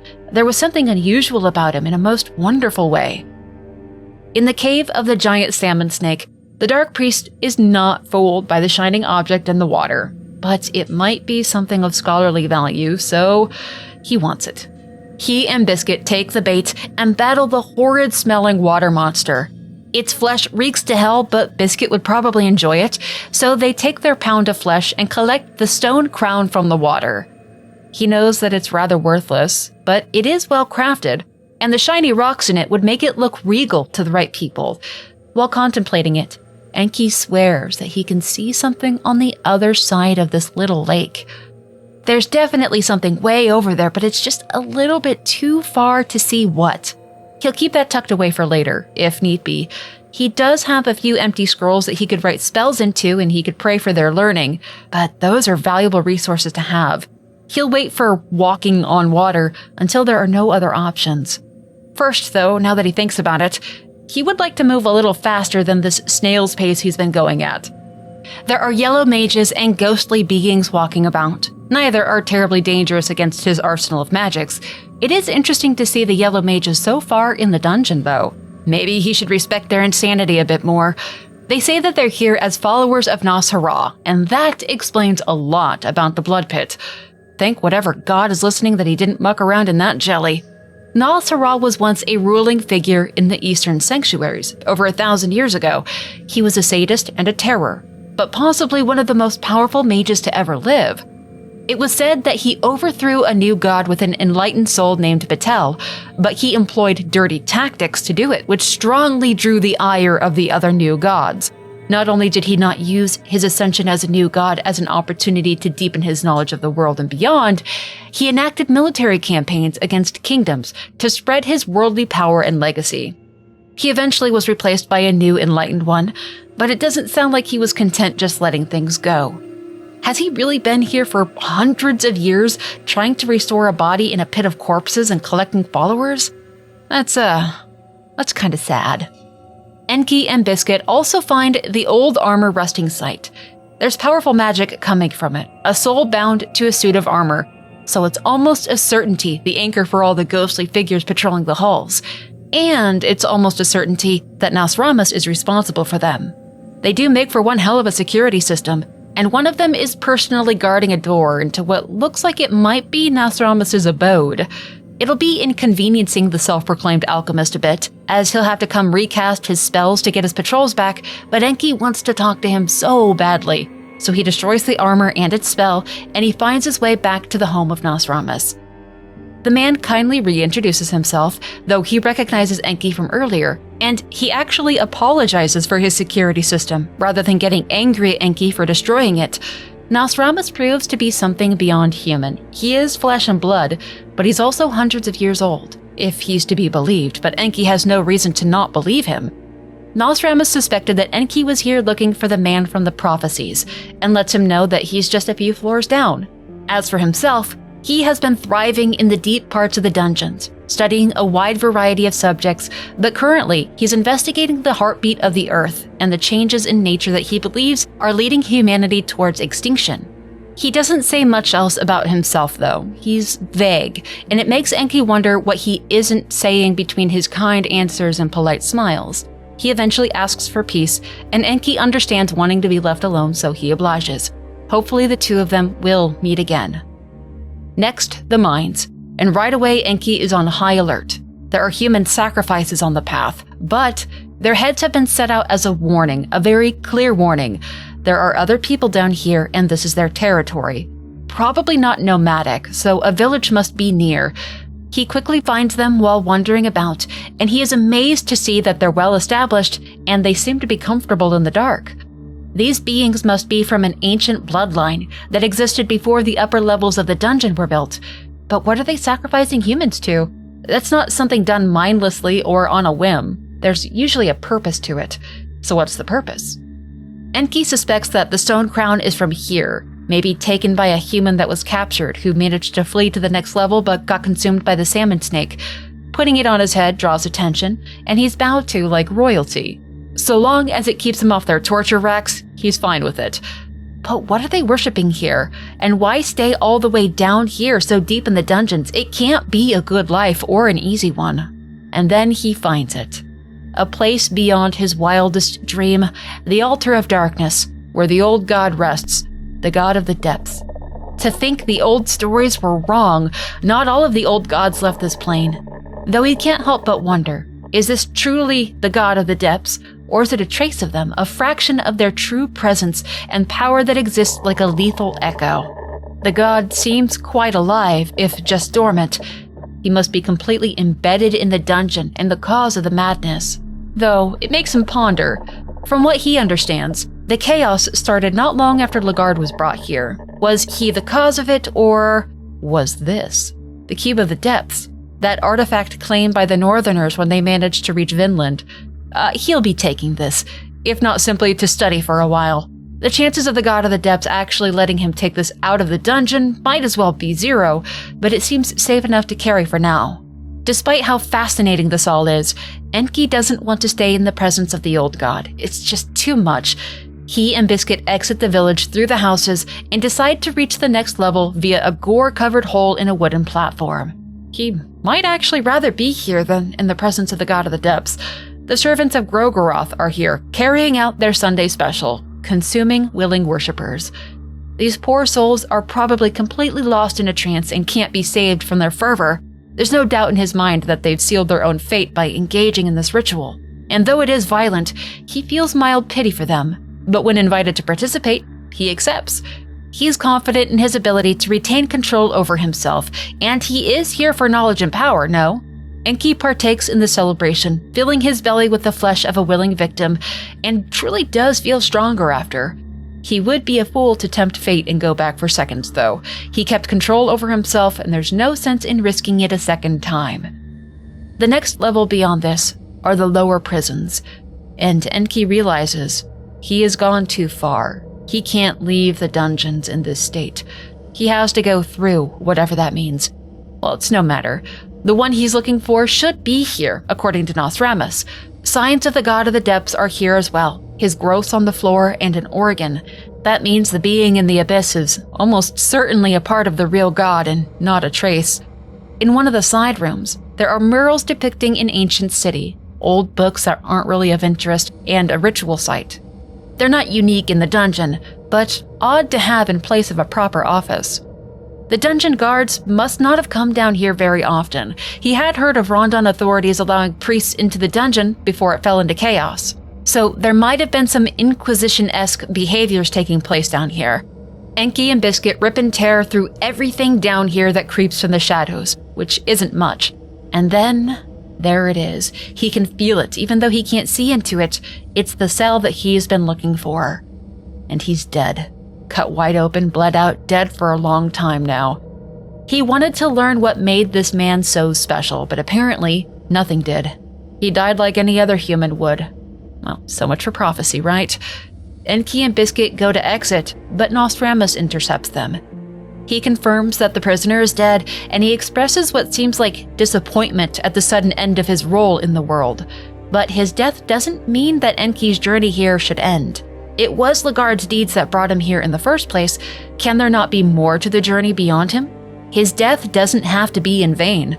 Nostradamus looks into the darkness, and he tells Enki to continue his descent if he wishes to understand better. And then he mentions an interesting bunch of people in the dungeon today, and Enki wonders if he has said the same thing to others as well. Nostradamus quickly departs once his challenge towards Enki has been issued, and the dark priest decides that he will rise to it. He walks into the darkness where Nostradamus was looking, and he finds ancient doors covered in carvings so ancient that not even Enki knows where they hail from. They're locked tight, but with a cube-shaped hole, so the cube of the depths is a key of sorts then. They pass through a wrecked, ancient tomb.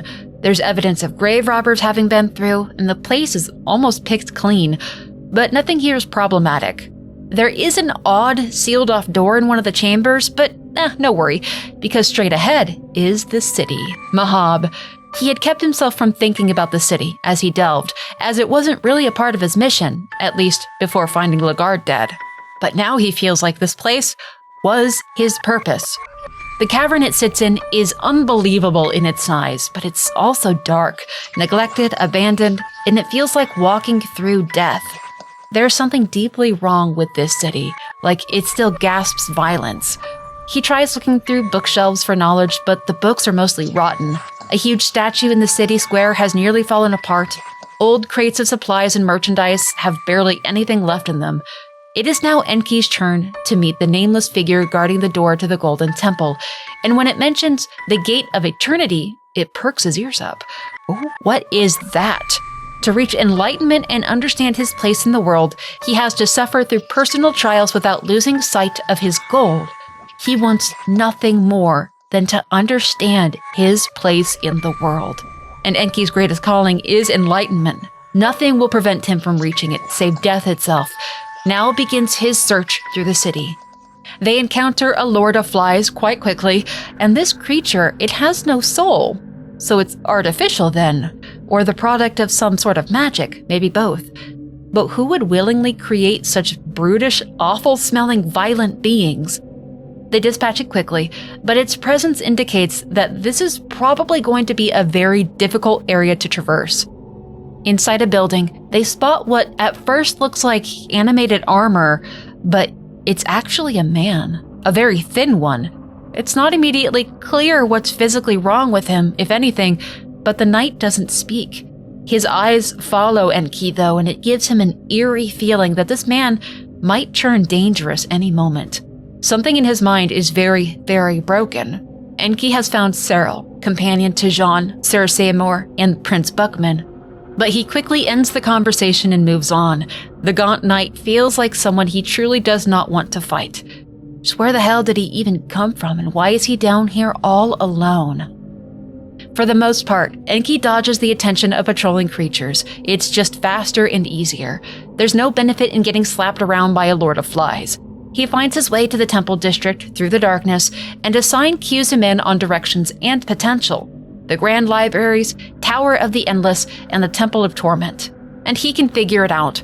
Valtiel will be in the library, Nilvin in the tower, and Shambara in the temple. Is it possible that they're still alive? The city is so dark. Weren't the new gods supposed to usurp the old gods and make Mahab their own? Can't say he's a fan of what they've done with the place. In a building connected to the library, he finds a long dead body and he decides to give Biscuit a brother. Perfect. Donut is confused about his existence, but I mean, aren't we all, right? The three of them proceed upstairs, where a science chamber sits long abandoned. A large tank against a wall has scratch marks on the inside, so something was made or stored in there. He quickly thinks of the Lord of Flies, but those fellows probably wouldn't fit in one of these. It's more human-sized. Enki spends a great deal of time looking through the rooms of the Grand Library. The three of them kill anything that emerges from the darkness, and he reads to his heart's content. On a bookstand is a note that says, "I refuse. This cannot be the limits of my mind. I refuse."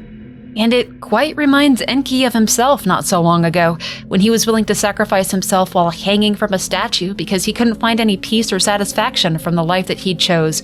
Assuming that these are the notes of Valtiel, he finds it disturbing that an ascended new god faced the same problems that he does. No fulfillment or answers. Weren't the new gods supposed to solve all of humanity's problems, yet Valtiel couldn't even solve his own, apparently. While exploring, he learns that Valtiel is responsible for the soulless beings roaming Mahab. They're the byproducts of his experiments in extreme cruelty. He was obsessed with creating life, but to what end isn't immediately clear. What is clear is that he clung to power like it was a precious antidote to poison. Disturbing and disappointing. Enki learns how to use the beacons throughout the city to revert Mahab back to its brighter days. He finds the uterus creatures Valtiel built and abused, the god-awful offspring that they produced, and in no time at all solves the puzzle leading to the inner sanctum of the library, where in the past version of the city, a young Valtiel stands. The Dark Priest would like to talk to the Enlightened One, but that seems to be one-sided. Valtiel drops into the abyss, and Enki is forced to follow. The battle between them turns out to be a simple affair. Enki immediately tries talking sense into Valtiel and discovers his little trivia weakness. After that, it's simply answering his questions and letting Biscuit and Donut maul him down. But while they fight, a thought comes to him. What if he could usurp Valtiel? Kill him, take his place as a new god, as the new Enlightened One? Because certainly, he would do a better job in the position. Certainly, he could find the answers that he seeks with the power of a new god. Certainly, nothing would be unknown to him after he ascended, and then he would be fulfilled. No, the allure and possibility eats deeper at him when he is shown a millennia of knowledge and he takes Valtiel's enlightened soul for himself after defeating him. What he was shown was too much for his mind to comprehend now, but what if he could change that? Out of curiosity, Enki decides to return to the inner sanctum in the present dark times. He doesn't really believe that the death of a new god was that simple. But what became of Valtiel after losing his enlightened soul? Did he ever emerge from that abyss? Enki finds him hanging by the neck, but not quite dead. He tells Enki that it was all pointless. There's no hope for mankind, no way to break their chains. Valtiel can see that Enki wishes to gain enlightenment and tells him that ascension is not the path to it. Power is not the answer. There was another of the original fellowship, a fifth member, who declined ascension, who tried to turn them away from it, but the others were already blinded by the golden throne. He admits this now in order to grow. He admits that the fifth member was right. He must mean Nosramus. Who else could it possibly be? Enki decides that he must speak to the supposed alchemist. He must find him again in the mines. Enki chances across the Hall of the New Gods, where he is granted 3 questions, and he jumps at the chance to ask about Nosramus. They confirm that he was the fifth of the Fellowship who declined ascension. His refusal cost him a place in history. The New Gods had chosen to forget about him, and he will be left to rot in darkness. Then Enki asks about himself, and they tell him that he is a notorious dark priest, and that they wouldn't be surprised if he chose to become the new Enlightened One. And then Valtiel. They tell him that he is still the Enlightened One and current master of the Grand Libraries. He wasted his time as a new god cooped up in the library, trying to create artificial life. Valtiel understood that the new gods were nothing compared to the old gods, and wanted to find a way to bridge the gap between them. He believed the creation of life would do just that. This all cements his desire to find Nosramus. The journey back through the dungeons and the mines are almost nostalgic after what he's done and learned. He finds his way back to Nosramus' little home, and he's not there. This isn't the moment to panic, though, as the alchemist lives in the dungeons and doesn't seem to stray very far from this level, so he has to be somewhere around here, maybe picking up stones to study or investigating vegetation growing through the walls. The trio go all over the mines looking for him, even trekking through the Grogoroth bloodbath celebration again, but he's nowhere to be found. Enki has searched every corner of the mines now, and Then he remembers, oh no he hasn't, the salmon snake pool. He remembers barely being able to see something on the other side of it. Now comes a few gambles. He can write spells into empty scrolls and pray for learning, but he's not completely sure what the spell for walking over water would be, and he only has 2 empty scrolls. He first tries writing water walking, and it fails. Then he tries walk on water, and Allmare blesses him with high cheekbones and the ability to walk on water. Fabulous. This is perfect, and he was right. There is something on the other side of the pool, a whole new section of the mines to explore. He first sneaks past a lizard man who's in the middle of skinning a human. Wouldn't want to interrupt that. And then he finds another of those fancy door frames, like the one back at Nosramus's little home. They're promptly ambushed by a rampaging lizard man, but between the 3 of them, he's an easy target. These beings seem to live for combat, so Enki lets him die the way he lived. Then, what he's been looking for so desperately, a magically sealed door that he counterspells, and inside is Nosramus. Pleasant as always, too. First, Enki mentions finding Lagarde, and Nosramus tells him that he watched how they treated Lagarde quite closely. He was famous even down here, and he asks if Enki knew that Lagarde planned his own imprisonment. Lagarde knew his actions in the north would lead to him being captured in Rondon. He planned on being brought here, being tortured. This dungeon is the place closest to the gods a man can reach within all the Western world. Lagarde wanted to use that power. He had achieved dominance above ground, like the new god Francois. He sought enlightenment through the Keep of the Depths. In his dreams, he soared endlessly with the goddess Nilvan herself. And finally, he planned torment via capture and imprisonment in the dungeon. He believed that those were the keys to ascending. Nosramus comments that it may not have been the right path for him, but it was interesting to watch at least. Nosramus gives him more information about the city of Mahab and how the presence of any god figure is fading or questionable. The new gods sought their position to rebel against the old gods, blaming them for the state of the world. But the alchemist asks, how can the old gods be responsible if they haven't been around for millennia? No, humanity themselves and the ever-changing new gods are the ones to blame. And then finally, Valtiel. Enki tells Nosramus that he's currently hanging on a rope, waiting to rot, but that doesn't seem to bring Nosramus any satisfaction. It looks more like pity on his face. He tells the alchemist what the new god had said about the fellowship being wrong, about him being right, and Nosramus explains that Valtiel believed enlightenment would come as soon as he ascended, but that wasn't the case. None of the new gods really got what they wanted. And it was a ridiculous notion in the first place, he chastises. There is no end on the path to enlightenment, he tells Enki. Seeking knowledge is never ending. And finally, he encourages the Dark Priest to sit on the golden throne and to meet his own reflection, but to only observe, to not surrender to the lust of power, reject ascension. And to help him, he gives Enki a spirit anchor to keep him grounded. He does this simply to aid the new generation of leaders. And that's it. Nosramus has nothing more to say or gift to Enki. While returning to Mahab, he contemplates Lagarde's path.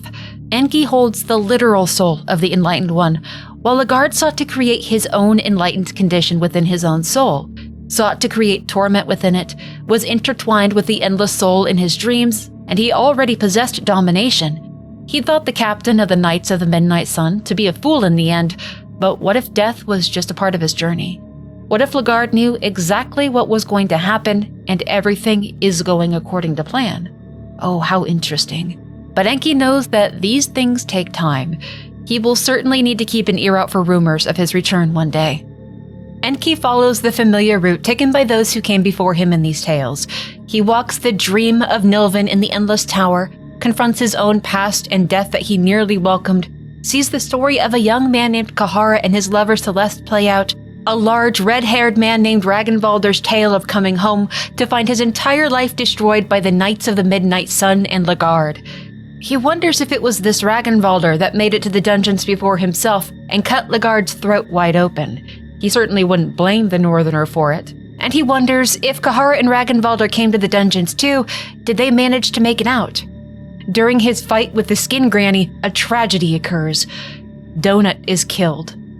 The cruel, wretched monster struck down his beautiful boy in the melee, and once dead, he cannot be brought back again. Their hearts break for a time, but they must carry on without their donut. And then he sees Legard, sitting with a companion discussing his plans to raid the north and the consequences of it. It confirms what Nostrum has said to be true. The captain knew exactly what he was doing the whole time, and was doing it to gain a new form of power. How very, very interesting indeed. And at the end of the dream, he meets Nilvin herself. She looks as though she's pregnant, or perhaps she very recently had a baby, and he wonders if perhaps Legard is the father. Oh, how very interesting this all is. Then where is the child? What sort of a being are they? Do they have a special soul? Was it a boy or a girl? So many questions arise for this one seeking enlightenment. Nilvin asks him to take her child away, to the heart of the darkness, and he agrees, believing her to mean whatever lies on the other side of the Golden Throne. He now has 2 of the 4 souls that he needs. He still needs to find Shambara, the tormented one, and Francois, the dominating one. Though Francois might be a bit more tricky or time-consuming, as he's seen no sign of the dominating one's presence anywhere in the city. Finding and defeating Shambara is incredibly difficult. There's nothing to be gained from this new god. He simply inflicts pain.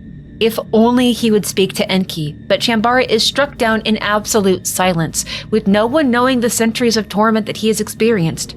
It's a tragic affair, really. But then Francois, where is the dominating one? Enki goes back to the nameless figurine, and to his surprise, he only needed 3 of those souls to enter the Golden Temple, which means Francois is inside. Enki and Biscuit quite quickly and heartlessly cut down the nameless figurine, who must challenge all who approach the Golden Throne to combat before allowing them to proceed. He cares little about these figurines, who only seem programmed to accomplish single ongoing tasks during their lifespans.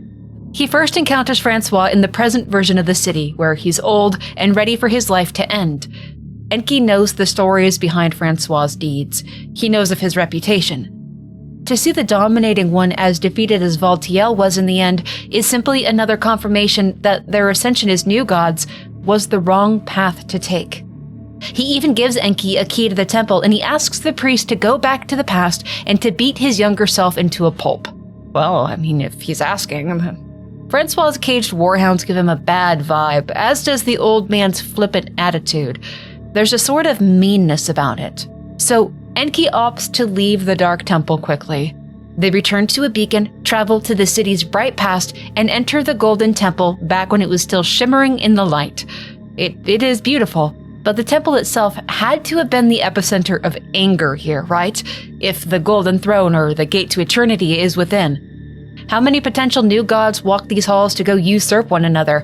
And now he finds that it's occupied by possibly the worst of them all, Francois the dominating one, sitting on what is undeniably the Golden Throne, as though he were a king.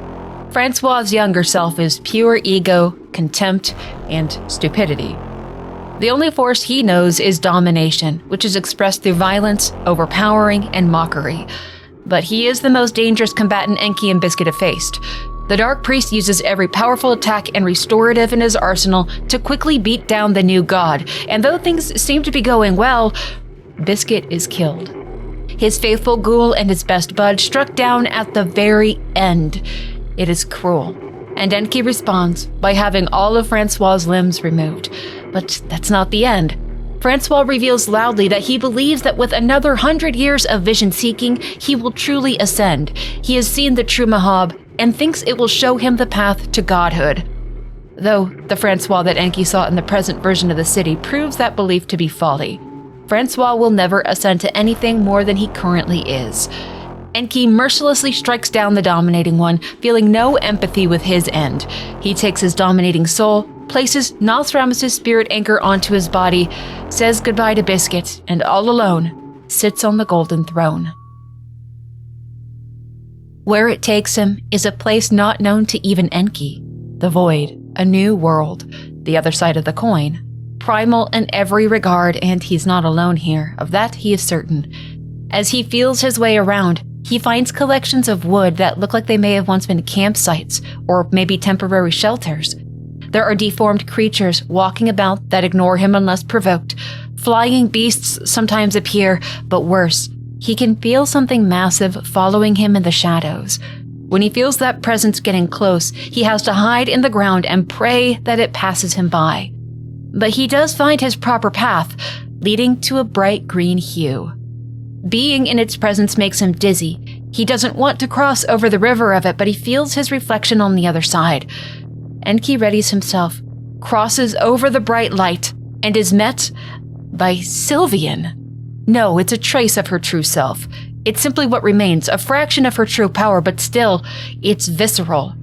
Her many tentacles attack in succession. She will bind Enki. She will bring out the aspects of others who have walked the dungeon, people he saw in Nilwyn's dream at the Endless Tower.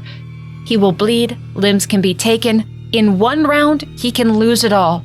He must rely on golems, on taking extra turns, on luck being on his side, every turn of his attacks actually landing. But as Sylvian's tentacles are cut off, the dangers gradually lessen. He's able to recover. He cuts down the trace of the old god, and she lets go. She simply leaves. And Enki gets a feeling that he didn't win against this trace of Sylvian. She allowed him to live. And now he must confront his reflection.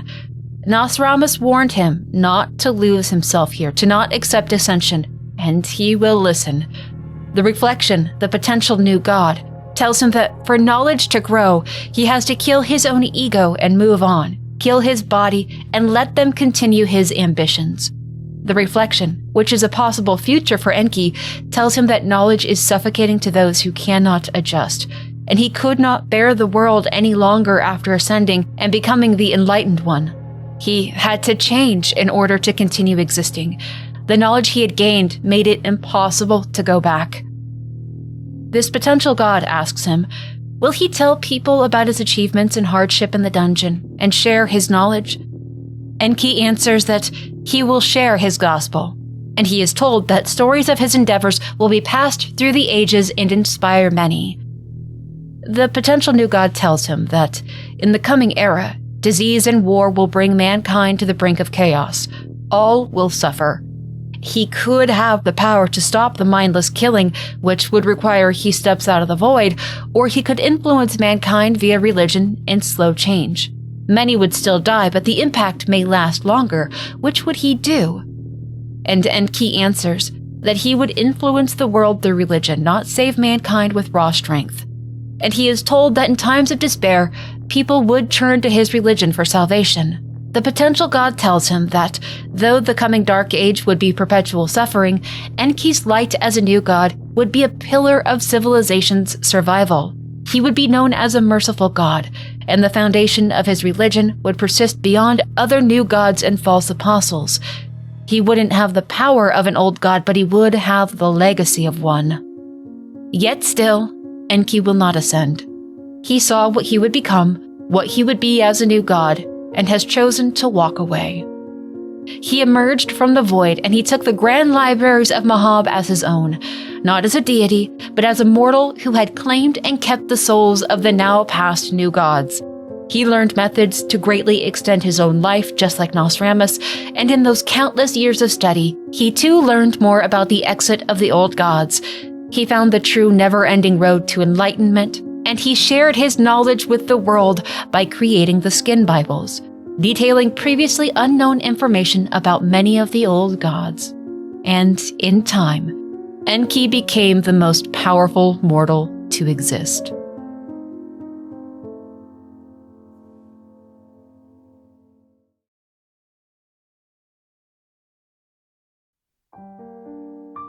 The final tale to be told is one shrouded in unknowns, and as such, can only really be told as though from a storybook with misplaced chapters. It is the story of a knight who lost everything, and fought like hell to salvage what was most precious to them. It is the mysterious story of the knight, Darce. She was born with a dominating soul, making her a natural leader but hard-headed. Though she was a daughter in a noble, wealthy family, she was sent for training to become a holy knight serving the kingdom of Rondon when she was quite young. It didn't matter what family you hailed from, there was no one spared the school's harsh teachings. In time, Darce proved herself to be quick on her feet and quick with a blade. As she grew and learned, she proved to be a gifted fighter and an asset to the kingdom, but she began to notice that in the kingdom of Rondon, religion was used to justify pursuits of power and riches. That power and those riches only ever went to the elites and the nobles sitting comfortably behind the castle walls, however. Entire cities razed to the ground, women enslaved, children killed. Darce's devotion to the kingdom was shaken, and when she tried to just retire from service, her family intervened, demanding that she remain a holy knight or she would shame them all. Darce rebelled and painlessly cut ties with her family. But before she departed from the army, she met a like-minded man who led a mercenary group who shared in her ideals. His name was Legard, and when he spoke, everyone listened. His charisma was unmatched, and he connected with common folk via their similar origins. Legard was of the people and seemed for the people. Darce felt that there was something otherworldly about him. Legard's seductive words lured Darce in easily, but he did see potential in her, and she believed in his cause. Because she had already received rigorous training as a holy knight, she took a high position in his army, the Knights of the Midnight Sun. The popularity of Legard grew quickly, as did the size of his army, as did Darce's feelings towards him. Perhaps romantic love, perhaps it was love for a leader, perhaps he was like family. Regardless, Darce's feelings for him were powerful and secret. Eventually, Legard and his army were seen as a threat to the rulers of the kingdom. Legard was the sort that could turn the people against their masters if he wished, but that wasn't the path Legard wanted to take. He instead began studying ancient texts, the occult, and collected peculiar relics. Those in particular troubled Darce. But her loyalty never wavered, not even when Legard decided the Knights of the Midnight Sun were going north to raid Oldegard. Darce questioned him about this in private.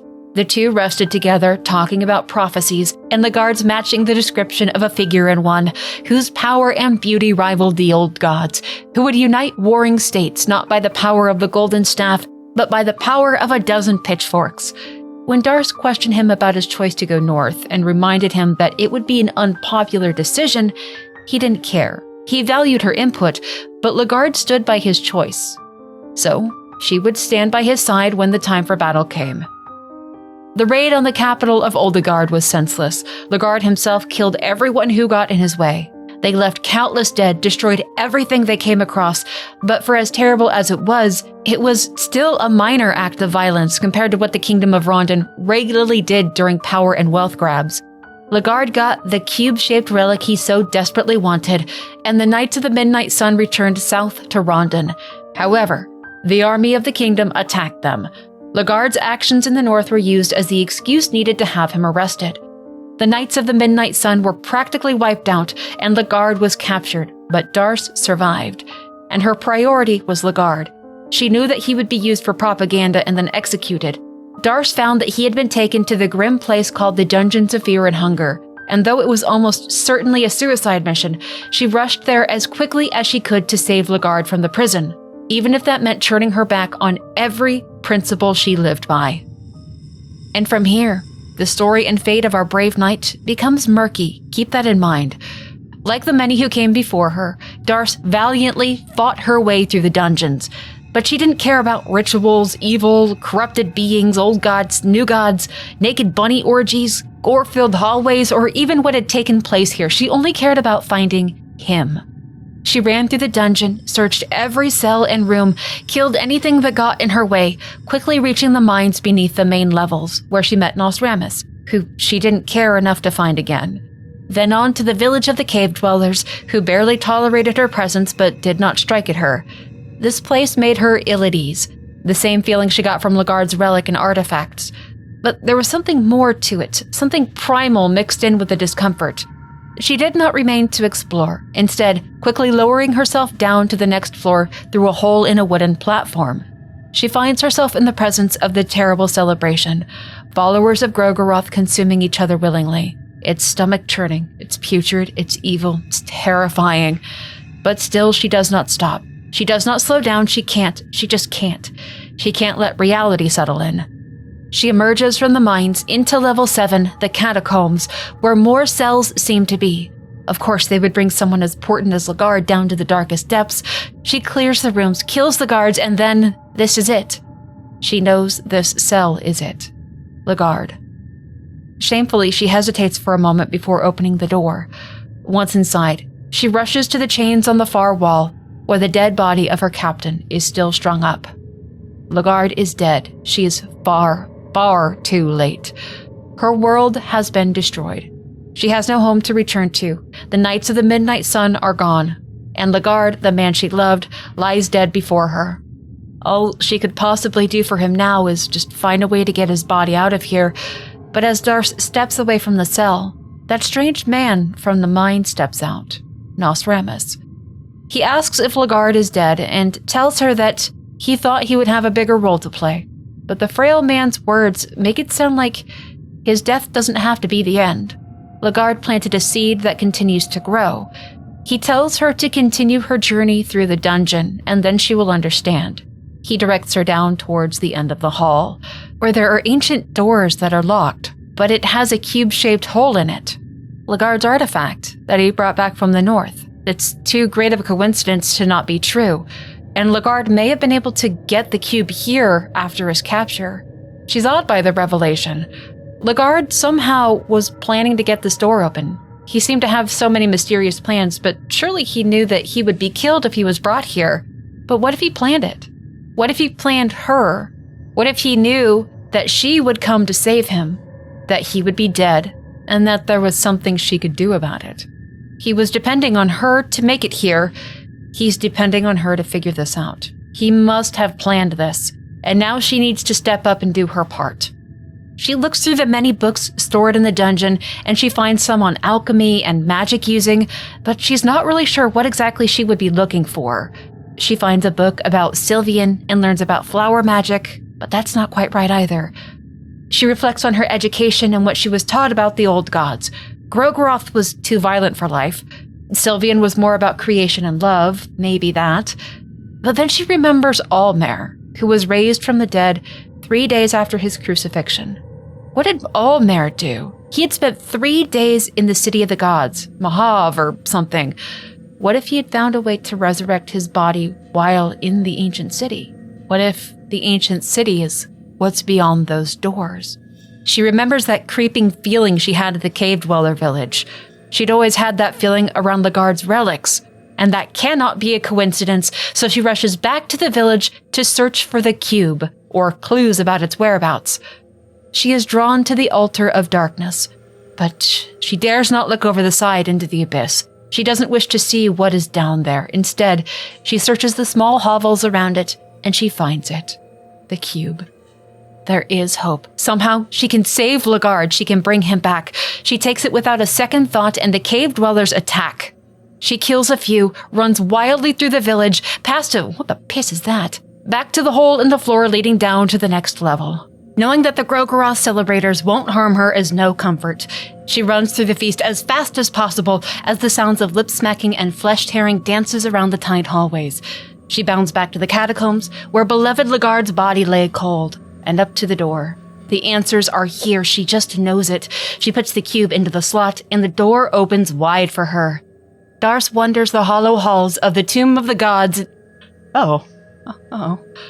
Darce carefully treads the hollow halls of the Tomb of the Gods, stopping only when she had to cut something down. For the most part, it's just shambling corpses crawling from the walls down here, easy killing. And then she emerges into the ancient city, Mahab. She slows down. She's been so frantic, manic, so beside herself with worry, then grief, that she's not really stopped to take in reality. But this is it, Mahab. If ever there was a place where she could find the secrets to resurrection or rebirth, it's here. It has to be. It has to be. Darce spent possibly days in that dark city. She searched every bookshelf, every crate, every abandoned home. She speaks to a figurine who tells her about the gate to eternity or something, eventually discovering the time-shifting mechanic to the beacons around the city and finding the Grand Library. With fervor, Darce starts her search.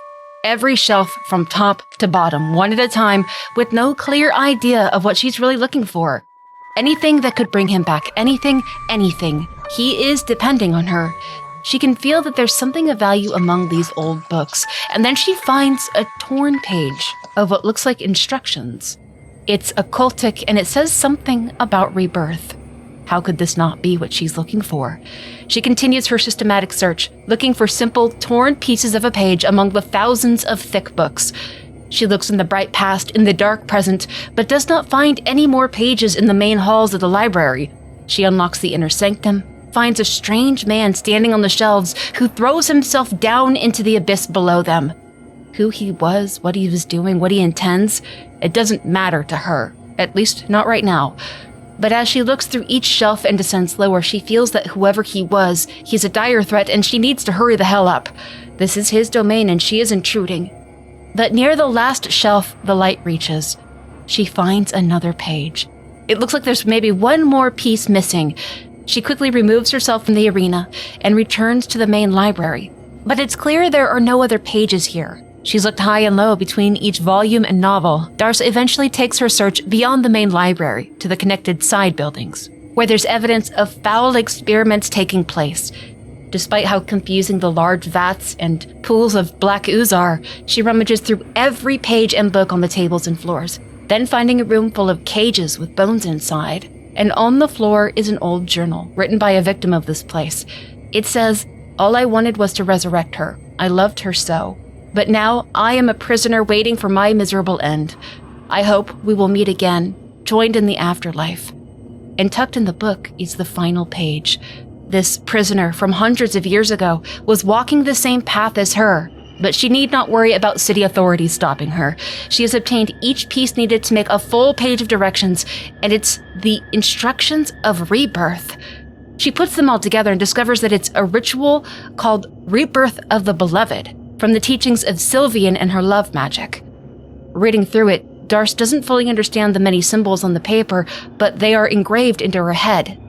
She has what she wants. Nothing else matters now.